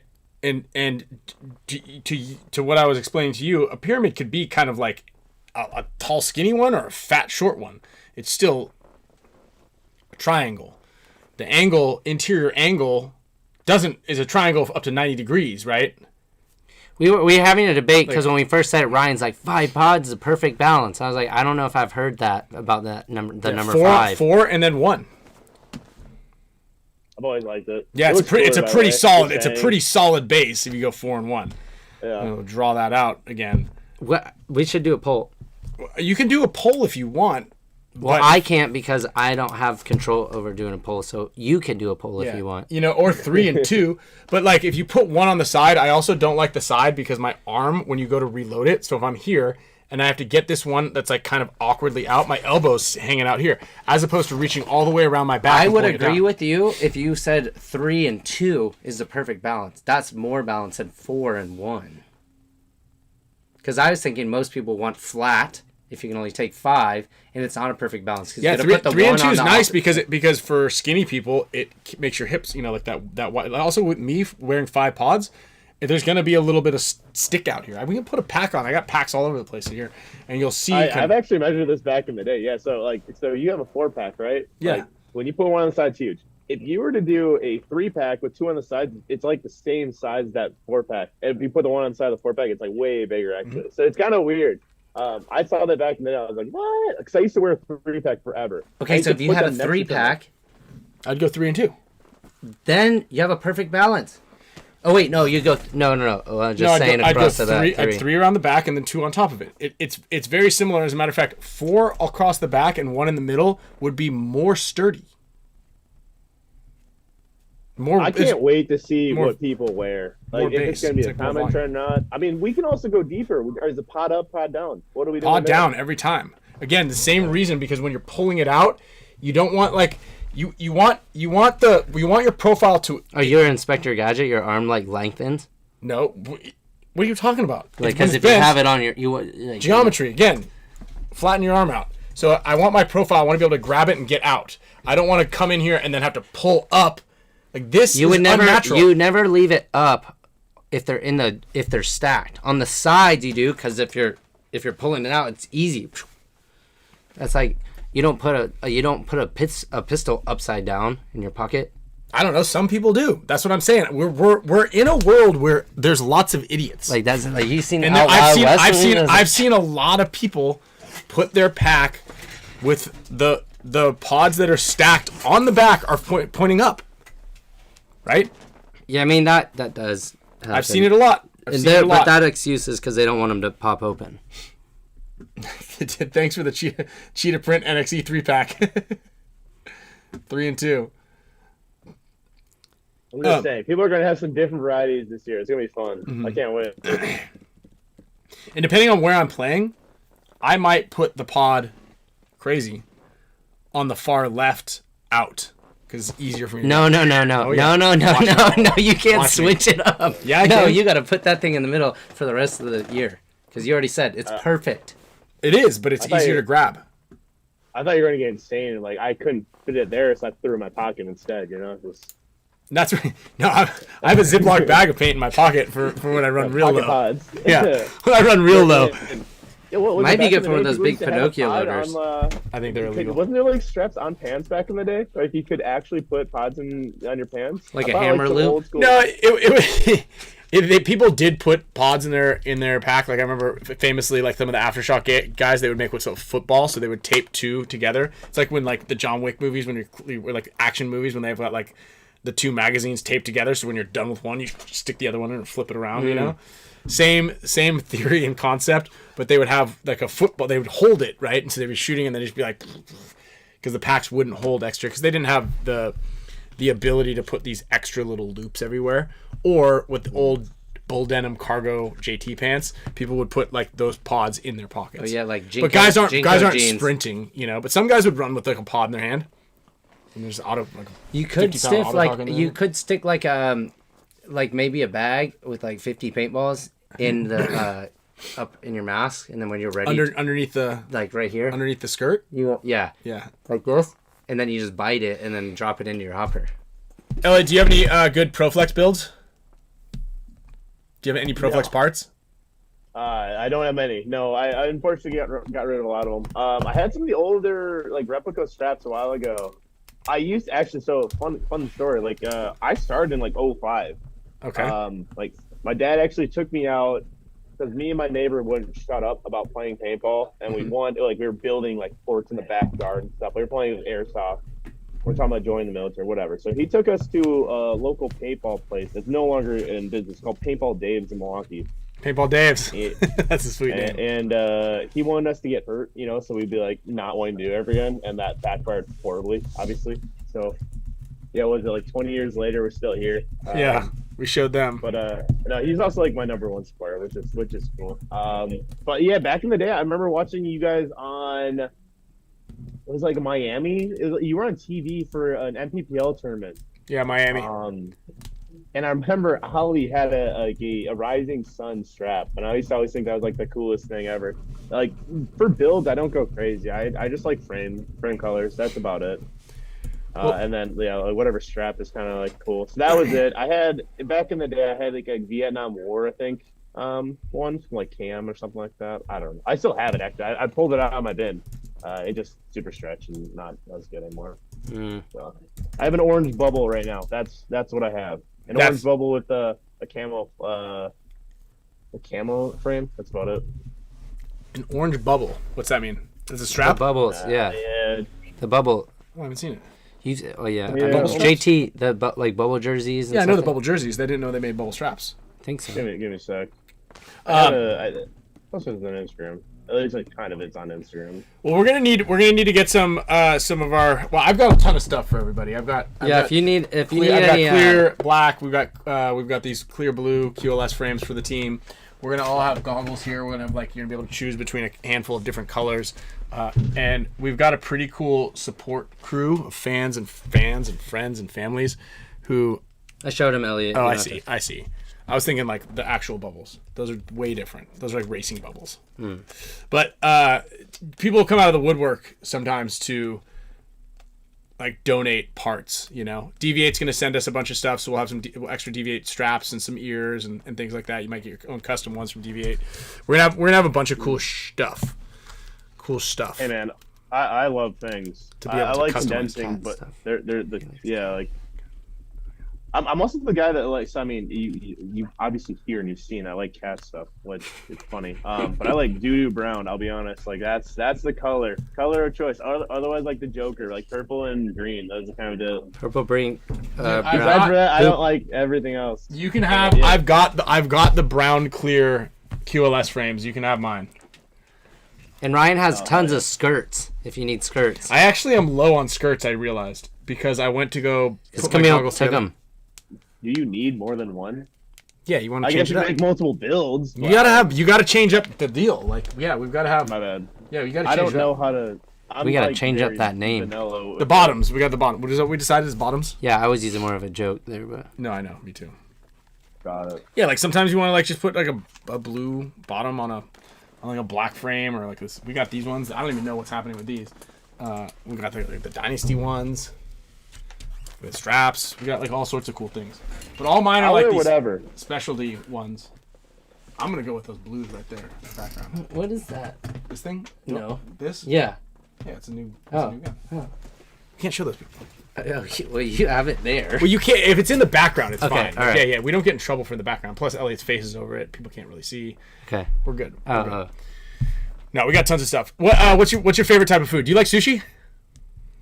You guys are a different animal with sushi. I don't like. I'm not. You weren't expecting this interview? No. Not none of this. Dude, I don't know. I don't mind it, but I'm not very eccentric. I'm like a California roll kind of guy. I get a little crazy every once in a while. I don't even know what they're called. Someone just like gives me some, like, sure, it tastes okay.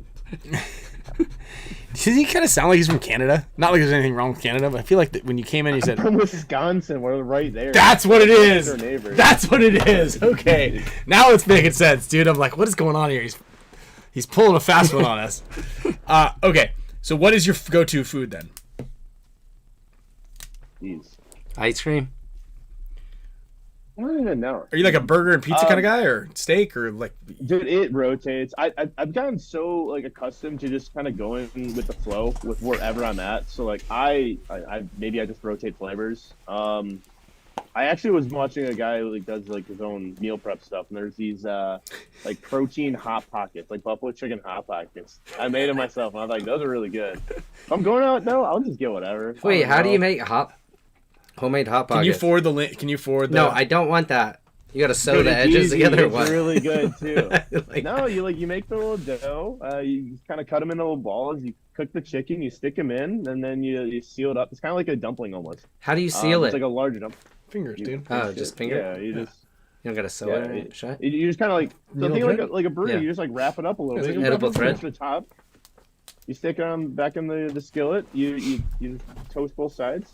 Oh, there you go. So good. Hot pocket. There you go. Okay. And your drink of choice is an old fashioned. Actually, that's another thing. I don't know. Sure. See, but Wisconsin, we do brandy old fashioned. We don't do whatever, like bourbon or whatever you guys do. We do like brandy sweet. That's delicious. Okay. Honestly, though, dude, I'm a sucker for a nooner, like a high nooner. Woo. Oh, you and Kyle are match made in heaven. Yeah. He's more of a White Claw guy somehow. I mean, they were the same. It's not the same, dude. It is not the same. It's not. No, not at all. No. White Claw is for basic bitches. Yeah, it's like for bums. Sorry, I shouldn't swear. Sorry. It's okay. PG on this. Do you drink Spotted Cow? Yeah. It's okay. Everyone else loves it. I'm like. Oh, it came in from the comments section, so. Okay. Okay, got it. Yeah. How about your taste in movies? Comedies, without a doubt. Okay. I love comedies, and honestly, I've been on a huge kick of like older comedies. Like what? Talk to me. Early 2000s. I have to look. I actually have I collect DVDs. I like to have like actual physical DVDs. Dude, don't do that to me. DVDs and cats. Bro, shut up. DVDs, cats, and homemade pot pockets, dude. This guy's a hoot. Right. Oh my goodness gracious, this is rough. I shouldn't have joined. That's it. I knew I just disappointed you. You must have had an idea of how this was gonna go. You knowing me. No, okay. So let's talk me through your DVD collection. If it's a good movie, I'm in. I don't know. Yeah. Plus, what's good about a DVD collection is if like the internet somehow gets taken out by Russia or North Korea, like you've got the plug. We're coming to your house to watch movies. Trust me, it's gonna happen too. All of a sudden, people are gonna be like, "Hey, I want to see New Girl again." I'm like, "I got all seasons right now, locked and loaded. Let's go." New Girl. Okay, so give me like 3 or 4 movies, comedies. I mean, old comedies, the early 2000s. So the thing is, I'm not even thinking of the comedies I have right now. God, I have a whole. It doesn't have to be movies that you own. Yeah, you don't have to own it. No, yeah, Mallrats. Have you seen Mallrats? That's a good one. I don't think so. That was before. You haven't seen Mallrats? I don't think so. That movie's excellent. I've seen it like 50 times. What have I seen recently? Yeah, Mallrats is before 2000s. Things. You spelled rats with a Z. What are we in fucking kindergarten? Yeah. And you have male rats. Oh, you know what? I was on a huge hangover kick recently. Okay. That was It's a good one. So that was like I was watching all the Jay Hangover and Silent movies. Bob. Mm-hmm. I mean, so those ones are good. I was also, I mean, I like the holidays a lot. So I was watching The Grinch recently. That's accurate. I don't know. Like, I'm trying to think right now. The Grinch. I was watching. Like, It's not really a comedy. No, it's not. It kind of is actually. Tropic Thunder. That's a good one. Let's see. Something about Mary. I brought that back from my parents' place. I brought that back. Honestly, I would need to be back in my place. I would just go down the list. I have it organized. You can like action, TV shows. Oh, you don't do it alphabetical, huh? No, not at all. That's too much work. Let's be real. Come on. Road Trip was a good one. Sex Drive. I just watched that one. That was a funny one. Waiting was also good. Yeah. Mm-hmm. Spaceballs. I just watched that with Sloan the other night. Okay. I've just been on like a kick for all the oldies. And when I say oldies, when I was like growing up, that was kind of. I think the last time when there was like the unhinged humor, you weren't worried about what other people could say. Oh, for sure. Mm-hmm. So I was like, all right, like these are the ones. Yeah, Pineapple Express, great movie. Office Space. So yeah, those are the ones we got. Yeah, Office Space is really good actually too. That's another one. And yeah, besides that, it's like what? Why am I drawing like? What's the movie where they're video game designers? Oh, someone put it in there already. Grandma's Boy. Yeah, that's hilarious too. Super Troopers. Soul Plane, not you know. Office Space was good. There we go. Got Jonathan Jones waiting. Okay, let me ask you a paintball question because this is something that they were proposing, which I guess a lot of teams were on board for. Did you hear about the running clock idea? Single deck? Vaguely. Okay. Single deck, it's a constant point system, and then, what, like 45 seconds between points? Something like that? Mm-hmm. Yeah, that would be rough. Why so? Well, I mean, it's not so much like the endurance aspect. It's like actually getting players onto the box. Like, if you're talking about trying to spin a player, that's not easy. No, that probably wouldn't help unless it was like a quick, like, definitive point. You know what? That sounds similar to hockey, which makes sense now that I think about it. Yeah, like you have to have separate lines. You have to constantly rotate everyone in. And if you're not, like, people are going to be literally dead. Played hockey before. Oh, no, I pitched this to them. You like that idea? Yeah. So I actually do like this. However, if I had a vote in it, I would say, or if I had an argument to give to this, I would say it's not great for the sport and the growth of the sport because it will alienate teams that don't have big budgets. This is a big budget friendly concept. And the reason for that is because, like you said, it's going to be very difficult to spin players. So if you don't have like two solid lines, which a lot of teams don't have, a lot of teams really rely, even like, let's take the Russians even, who are a big budget team. Their second line is not nearly as strong as their first line, and you wouldn't be able to spin those. And then if you go way down the list, and you go, let's take NYX, for example, like they struggle to put together one solid line, and a handful of those guys have to play back to back, or at least 2 out of 3. Like the main way is like 2 on, 1 off, 2 on, 1 off. And if you have to do that sort of thing, it's nearly impossible, right? It's already hard enough in a non-split deck, or if there's a fast point before you and you had like a good amount of hits on you, or if you shot all your paint. Now at least changing 5 pods is relatively easy.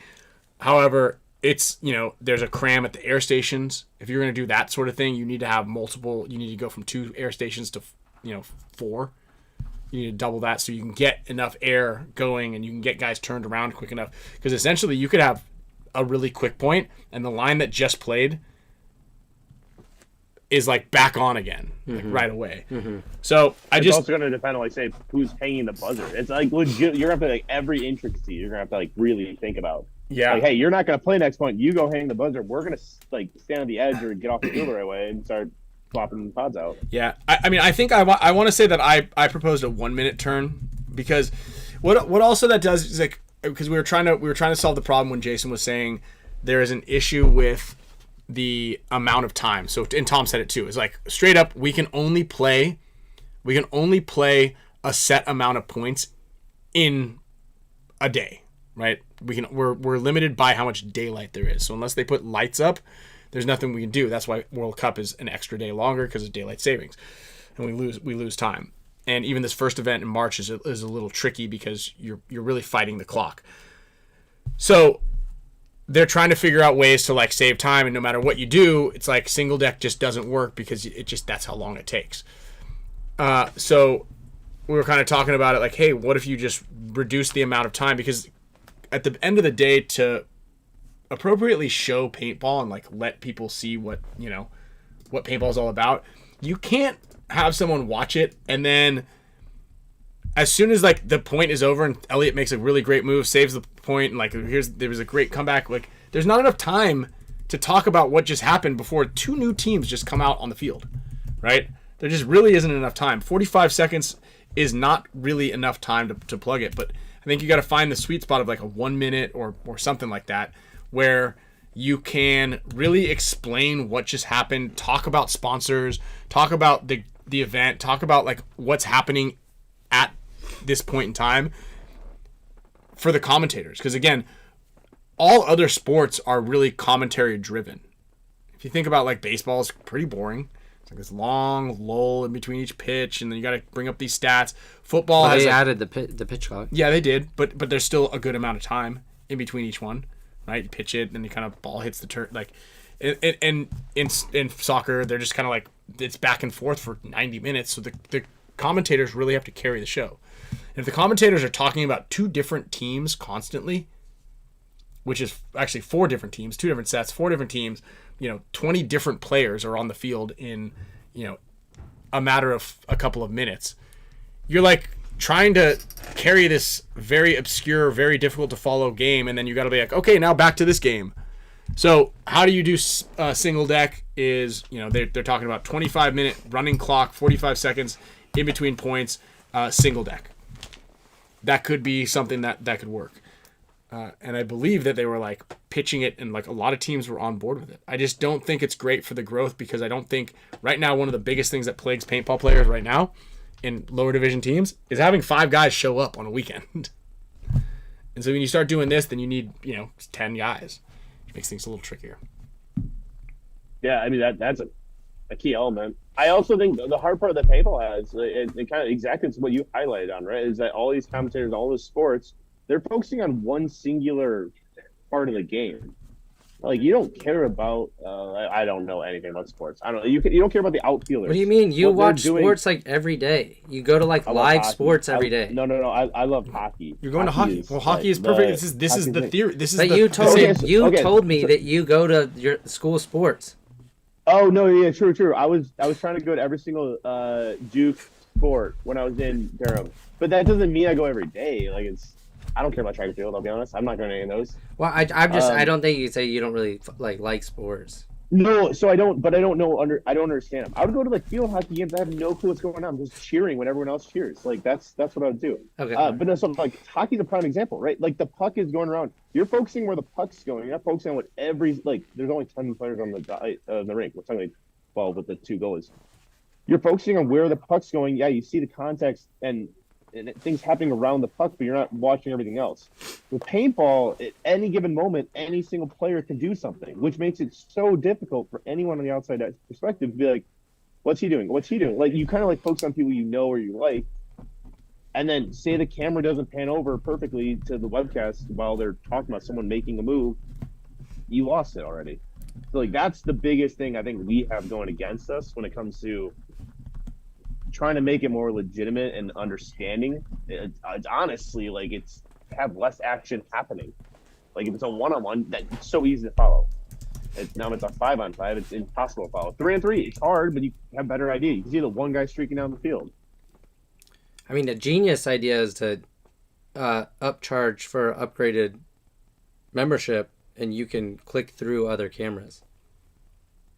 Yeah, like focus on individual aspects, or Yeah, I'd probably have to start out with something like just 5 cameras that are always on that you can go through, and you still have the team going through like their production, but you can also probably like on a side panel, you can like as it's playing, you can be the producer.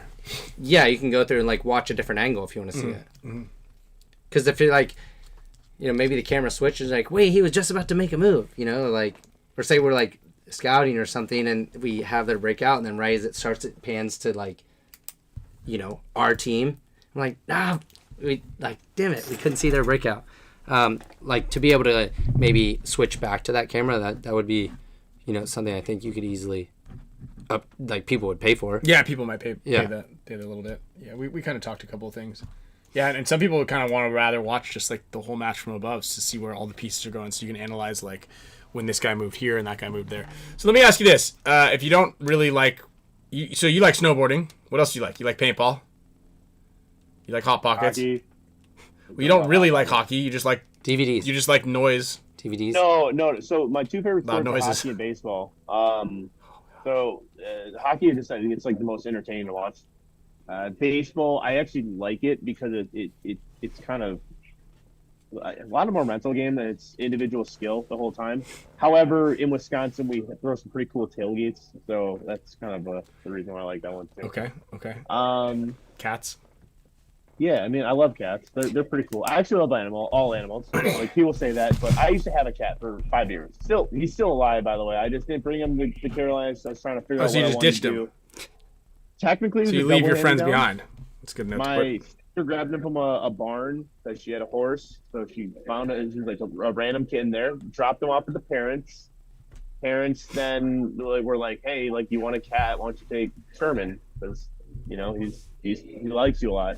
So I said, "Sure, why not?" And then I had him for 5 years. So he's old, by the way, and he had a lot of actual like medical issues. So he just hung back out with my parents, which he already lived at that house for multiple years. That's how the whole cat thing happened. And I have a jersey with his face on it, and then pretty cool. I know. Yeah.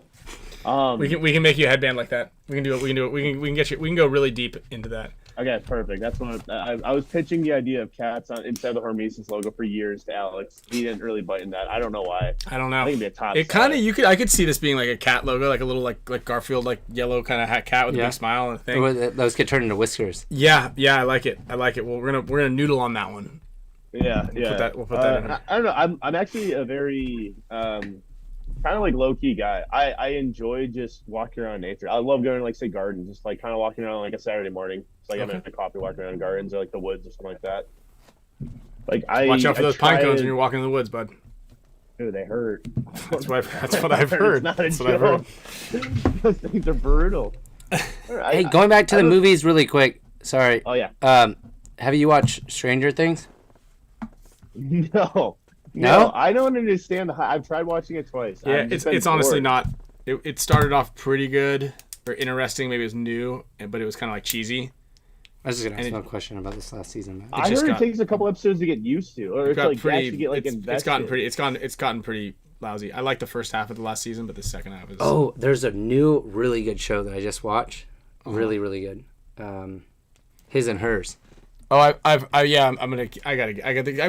like a lot of movies that I need to watch and shows that I need to watch. I am getting on an airplane on Friday, so I'm really looking forward to it. You say that every time. What, that I have a lot of stuff to watch? Yeah, so then just watch it or don't. Don't watch it. Either don't say it anymore or watch it. But I have to get through things. I can't. I get one show a day. That's all I have time for. Just don't add more stress. I'm not. You don't have to watch them. I'm not stressed out. Like there's a lot of stuff that I would like to watch. I'm not stressed out about it. Stop saying I'm stressed out. It's like your movie to-do list and that you're not doing it. I'm doing it. I'm gonna get it done. Silo needs to stop coming on. That show was lousy. That was lousy. Yeah, and then the Pluribus show. I mean, like that I can't even get through that. She just won a Golden Globe for something. Oh, I liked that show. Really? The one with the aliens and they wipe everybody's kind of mind, and then they like are all. How much did you get through? I mean, I'm at episode 4 maybe. I cannot. She's so annoying. He doesn't like movies that have like dialogue as the plot. There's not a lot of dialogue. It's a bunch of people there's no dialogue in that movie. It's very little dialogue. Like a comic book kind of guy, just like pictures and crayons. He does like Marvel. Exploding. He does like Transformers. I just want to watch shows that can escape reality. It's like, I mean, yeah. If I have to think about it, I kind of sometimes will get invested, but it takes a while to get into it, unless it's really good. But No, you know why? You can't watch Pluribus after watching Beast in Me because Claire Danes was so annoying. Her face. and then the actress that's in Pluribus is almost the exact same mannerisms of this like in like the weird bottom lip kind of quiver weird thing. It's just you can't go those back to back. So I was already like, I've had too much of this actor, and then I have to watch somebody who's just a younger version of her. It's just annoying. So his and hers is very similar to Beast to me, of like epic. I'm into it. I'm into it. All right, hey Elliot, I got a question from Junior from BFP Gear. He sponsors Question of the Day, so sponsors the show. What are you most looking forward? What are you most looking forward to this season with Dynasty? Oh, I think there's a generic one. Say winning, because clearly we're gonna do that. We got a ridiculously stacked roster. I feel. I'm just looking for a different view, I guess, on the game. I don't think yours are like too different than what I've experienced in the past, but no, you'll just get way more of what I was yelling about. Yeah. Oh, you got that. Are you talking about that meeting where I annoyed you? Just many meetings where I'm like yelling enough that I thought I might get cut because I just got on Arsenal. No, I mean it just different thing, a different new experience. That's the best way to say it. I don't know. I think it's a good another step in life. I don't know. That's kind of where I'm at. No, you're gonna fit right in. I think you are. It sounds like it, at least. I think everybody is. I like it. Now, you guys all said, well, one last question. We'll let you go because we got to spin the wheel, and we got to. I got a 13-year-old watching 3 of my children right now, so I got a pretty hard stop time. That's not a lie. Hard stop time, about 9 minutes. But you guys, it's been pretty quiet for a while too. You guys kind of. There was something like I know. Somebody need to go to the hospital. Yeah. You had mentioned, I think both of you guys had mentioned that Steven is not very good with technology and that he's usually not very active in the group chats, but I've seen him in the group chats. Yes, but both on Instagram and on our team chat. Was it someone in the team chat that was like, Kyle doesn't look at WhatsApp?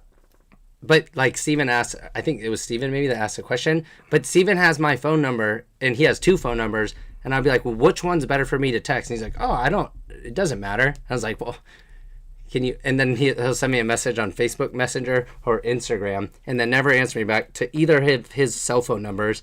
So I'm like, which one of the 4 methods of contact is best for you? Yeah. Also, he doesn't have your phone number. He literally messaged me. He's like, I need Kyle's phone number. So I had to send him your number. Like, he didn't save it from last year. Like, he just doesn't even. He just does his own thing. Yeah. Yeah, he's very active. And I don't know why. His message. He's on it. He's pumped. His message was like a little bit cryptic. It didn't make sense. And then I asked him, I was like, what did the first part of your sentence mean? And then he's like, ugh. And then he had to rewrite it. Yeah, that's Steven. I just gave him Ryan's phone number, and I said, I don't know, ask Ryan. He didn't ask me. No, he won't. He'll just send me a message or something and say, hey, can you ask them? Like, I know for sure he's not watching the show. Here, look. No, he's probably ripping wires out of the wall or something like that. Oh, he already. But read this. But what does that? Hey, what work be ideal? Oh, that's him texting you. What would be ideal? I know nothing of them. What work be ideal? Yeah, I mean it's one. It's like I just wasn't sure. No, it wasn't like I was trying to like make fun of him. That's I just easy. didn't really know. That's easy. That was an easy one. Everyone keeps asking me about peptides. I don't know. I don't know. Oh, so we just finished inking a deal with Pro Peptides, so we're gonna be locked and loaded. Yeah, I didn't. Peptides. I didn't know monthly peptides, and then we're gonna be doing some pretty cool stuff. So we'll have stuff out there next week for you. Sweet.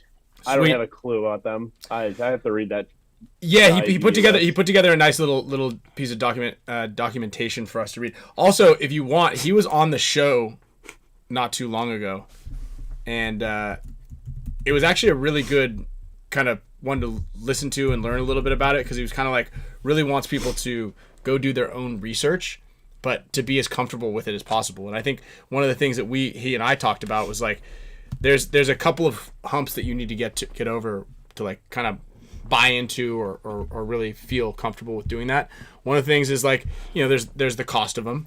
There's the fact of injecting yourself with a needle, which is kind of a hard one to get over if you're not cool with that. It took me a second to like really like feel okay with jabbing myself. And then just the education of it, right? And I think that the education is an important one, because everybody's always like the naysayer, like, no, this is unproven, this is bullshit, this is this, that, the other. And he's like, well, it's been around for a long time. There's no independent studies, and this is the reason. Or there's no big pharma industry studies, and this is the reason. And so, do your own research. Like, try to figure out why or how it could work for you. And I think this is something that's kind of important. I think it was really well said from his side. You know what I mean? You know what I mean? Yeah. Totally. I'll have to go route back. Yeah, what you just said. I love that. So what are you house hunting for? Like, what's your filters? No, what's your filters? Oh, I mean, either Raleigh, Durham area, I guess. 3-bed, 2-bath. It'd be cool to have a backyard. I don't know. Dude, you need to have a backyard. I want to my price range because I don't have your astronomical, apparently $1 million champagne popping house tours range. Wait, hold on. That's the prices. We don't have the money to buy them out here. It's not like we're just out here living because we have mansions. Yeah, you just go and get them. It's just more expensive here. Yeah, haven't you seen that movie? What was the other funny movie? The one, I Love You, Man. I Love You, Man. Oh, okay, never mind. Have you seen I Love You, Man? A long time ago. I have to see it again, though. That was a good one. Yeah, remember he's like, they're going over there and they're like, hey, check it out. Like, yeah, the one guy just goes there to like hang out. He's not actually going to buy anything. He's like, I'm not buying anything, man. I'm just coming here to see what kind of spread you got here. I'm just going to eat and I'm going to go visit another one. Yeah, he's pre-gaming. Yeah, he's pre-gaming, dude. We're on it. Dude, that's what I have to do, actually. Yeah, that might be the move. There's some nice places around here. I'm like, I wish. Yeah, go see what you want to have. Maybe like, or you could just go to like places that are like, we need a roommate. Like, three single girls. We need a roommate, and then you just go say hi. But that's not where you're going. That's not going to some go networking. I'm gonna be like, hey, I'm Elliot. I like cats. Oh shit, that's not. Just maybe you could probably leave that part out, maybe. Yeah. That comes first. Yeah. We'll figure it out. I believe you. Tell me the proper way of saying this. I believe in you, dude. Yeah, you got it. All right, dude. We got a jam, so I appreciate it. I can't wait to hang out with you next week and watch you squirm and eat sushi. We got a nice catered sushi coming in on Saturday night from Sushimi Rollin', and we got tacos. We got all sorts of good food out here. I'm sure that we can find a hot pocket joint. Make you some hot pockets, and then I'm excited. We'll take you surfing. We'll take you, dude. No. Take you rollerblading. Yeah, Kyle bust out some of his rollerblades. I'm sure you guys have the same foot size. Yeah, Kyle, me and you, arm in arm into the sunset. It's gonna be so awesome. Yeah, down the boardwalk. I can't wait. We're the best friends this year. We did go pretty close. Yeah. All right, man. Well, thanks for coming on. I'm excited to hang with you and play with you this season. I think we're gonna have a fucking killer season. I'm really looking forward to it. Good luck with the house hunt. Yeah, good. Don't get too stressed over there with those old fashions on the internet. You guys help me loosen up a little bit. So. All right, yeah, it was us. All right, later. Really? All right. See you guys. Thank you. All right, there it was, Elliot Weaver. He's a little bit of a character. He's great. No, yeah, and that he's like obviously he's a little bit probably shy there too. Okay. But you can see he's like Marissa when she met him, she's like, he's hilarious. Like, because he's even more so just, he kind of like, he doesn't care what people think of him. Like, whatsoever. I mean, a lot of people, with strong personalities don't. Mm-hmm, but, like, he's even more so where he's like, oh, yeah. Yeah. Look at that. He's he'll, like, wear a cat shirt or headband. Like, like, when people have the really funny barrel condoms? Yes. So, he had a barrel condom of, what's the guy's nickname? Carney from Level. They wear the big black eye paint. Oh, yeah. He had like a barrel condom of that guy in like a bikini. Oh. It was like that male. And was he really? Was it a real? I don't know. I don't know if it was Photoshop, but he was using that barrel condom, and I was like, dude, that's gonna make you play worse. You got to get rid of that thing. He's like, no, this is great. I like it. I was like, I wouldn't be able to play if I had to use that. See, you worry too much. Okay. I'm gonna tell him to bring that, and then you try to use it and see. Try to use it? Like, I mean, it's just I don't know that I would want to, just because it's like, but it's not gonna affect how I play. But yes, if you then you should. Then you can use bring it for like a whole practice. Bring it to the practice. I'll shoot people. Yeah, but you have to make sure it's gonna have zero effect on me putting that thing on. Yeah, you think subconsciously you're gonna see it and be like, okay. I don't know. And then you're trying to tuck your gun Kyle, in your gear bag. I cut my own hair with the dog clippers. I wear the same shirts. Yeah, but your hair doesn't look bad. Well, I know, so it's not going to look bad on my gun. It'll look the same as always. You don't know anything else about with the clothing. You don't know anything. With the clothing aspect, so it's like it's not like. Dude, I've got great style. That's all you need to know. Yeah, see, I think I've got great style. These pants, I think I bought these pants in like 2002. Yeah, but they look, jeans last forever. There it is. See, no biggie. As a matter of fact, I didn't pay for one thing that I'm wearing right now. How cool is that? Nothing. I mean, except for the pants. Yeah. 20 years ago. Yeah. But you span that out. That's fucking. But you had to work for that shirt you're wearing. I guess I kind of did pay a lot for this thing. No, I think I got this before I became an owner. Oh, okay. Yeah, this is like them courting me. I was like, here's a good thing. There's a good one. So yeah. But then eventually, you to buy it. Yeah, that's it. Just give me a T-shirt. Hey, what are you selling? All right. Yeah, I believe in the product, and I got a free T-shirt. I don't know. Take my money. Wait, did you guys 2-day me this T-shirt? I'm in. Yeah, I got it. If I actually personally, the business proposal. I didn't even read it. I didn't understand all those numbers, man. All right, everybody. Thank you all very much for the support. Thank you for tuning in. Thanks to our amazing sponsors, Pate Smith and Pate Smith Law, BFP Gear, the boys from NECTR and Island Designs, Tigerwear, HORMESIS, and all of you for tuning in every single week. This is a fun show, and I believe next week we might have Tom Cole on to fill in any of the gaps. So if any of you have any questions from Tom Cole based on the last couple of interviews that he's done, he did say today that he was going to come back on if we want him to. I said anytime, Tom, anytime. And if any of you guys have Tom guests and meters, cell phone numbers, Facebook, email, just message them and say, wow, you guys called like you were supposed to be on but you didn't show up, where were you? So any way, just go ahead and reach out to all of them, please, in all forms of and just shoot them as many messages as you need. Also, we will be giving away these cotton candy goggles next week on the show. If you need, in the meantime, Paintball Wizard has these goggles. I believe he has some sort of a raffle going on as well. These are pretty cool if this is your style. And you can part them out though. I think some of the parts are pretty neat. I really dig this lens too. You might be getting a dusty, scratched lens that I have somewhere floating around, and I might keep this lens. It's pretty fresh. But yes, check out Paintball Wizard if you guys are into and want to grab the Cotton Candy Limited Edition ProFlex. And then in the meantime, you guys can just screenshot, enhance, and check out all the other stuff that may or may not be coming out. Check out jtpaintball.com. I believe tomorrow we'll have some of the grind hoodies available online. Check out Paintball Sponsorship if you're trying to get sponsored. Check out brigadeprogram.com if you are just a scenario team that wants to get sponsored. I will see everybody in Texas this weekend on Friday. Cosmic Paintball, Giant Party Sports. Saturday, Sunday, clinic. Then what do we have next week? Dynasty Family Day. Let's go. I thought the show. We got Spicka Span Show. Let's go. Tuesday, next week, every Tuesday for the rest of your lives. Imagine 60 years. Dude, imagine if everybody is still with us and we're just a little older. Studio looked a lot different. Imagine if the studio looked exactly the same. No, we'll be doing it from a retirement home. Welcome to the Spicka Span Show, everybody. I have to coordinate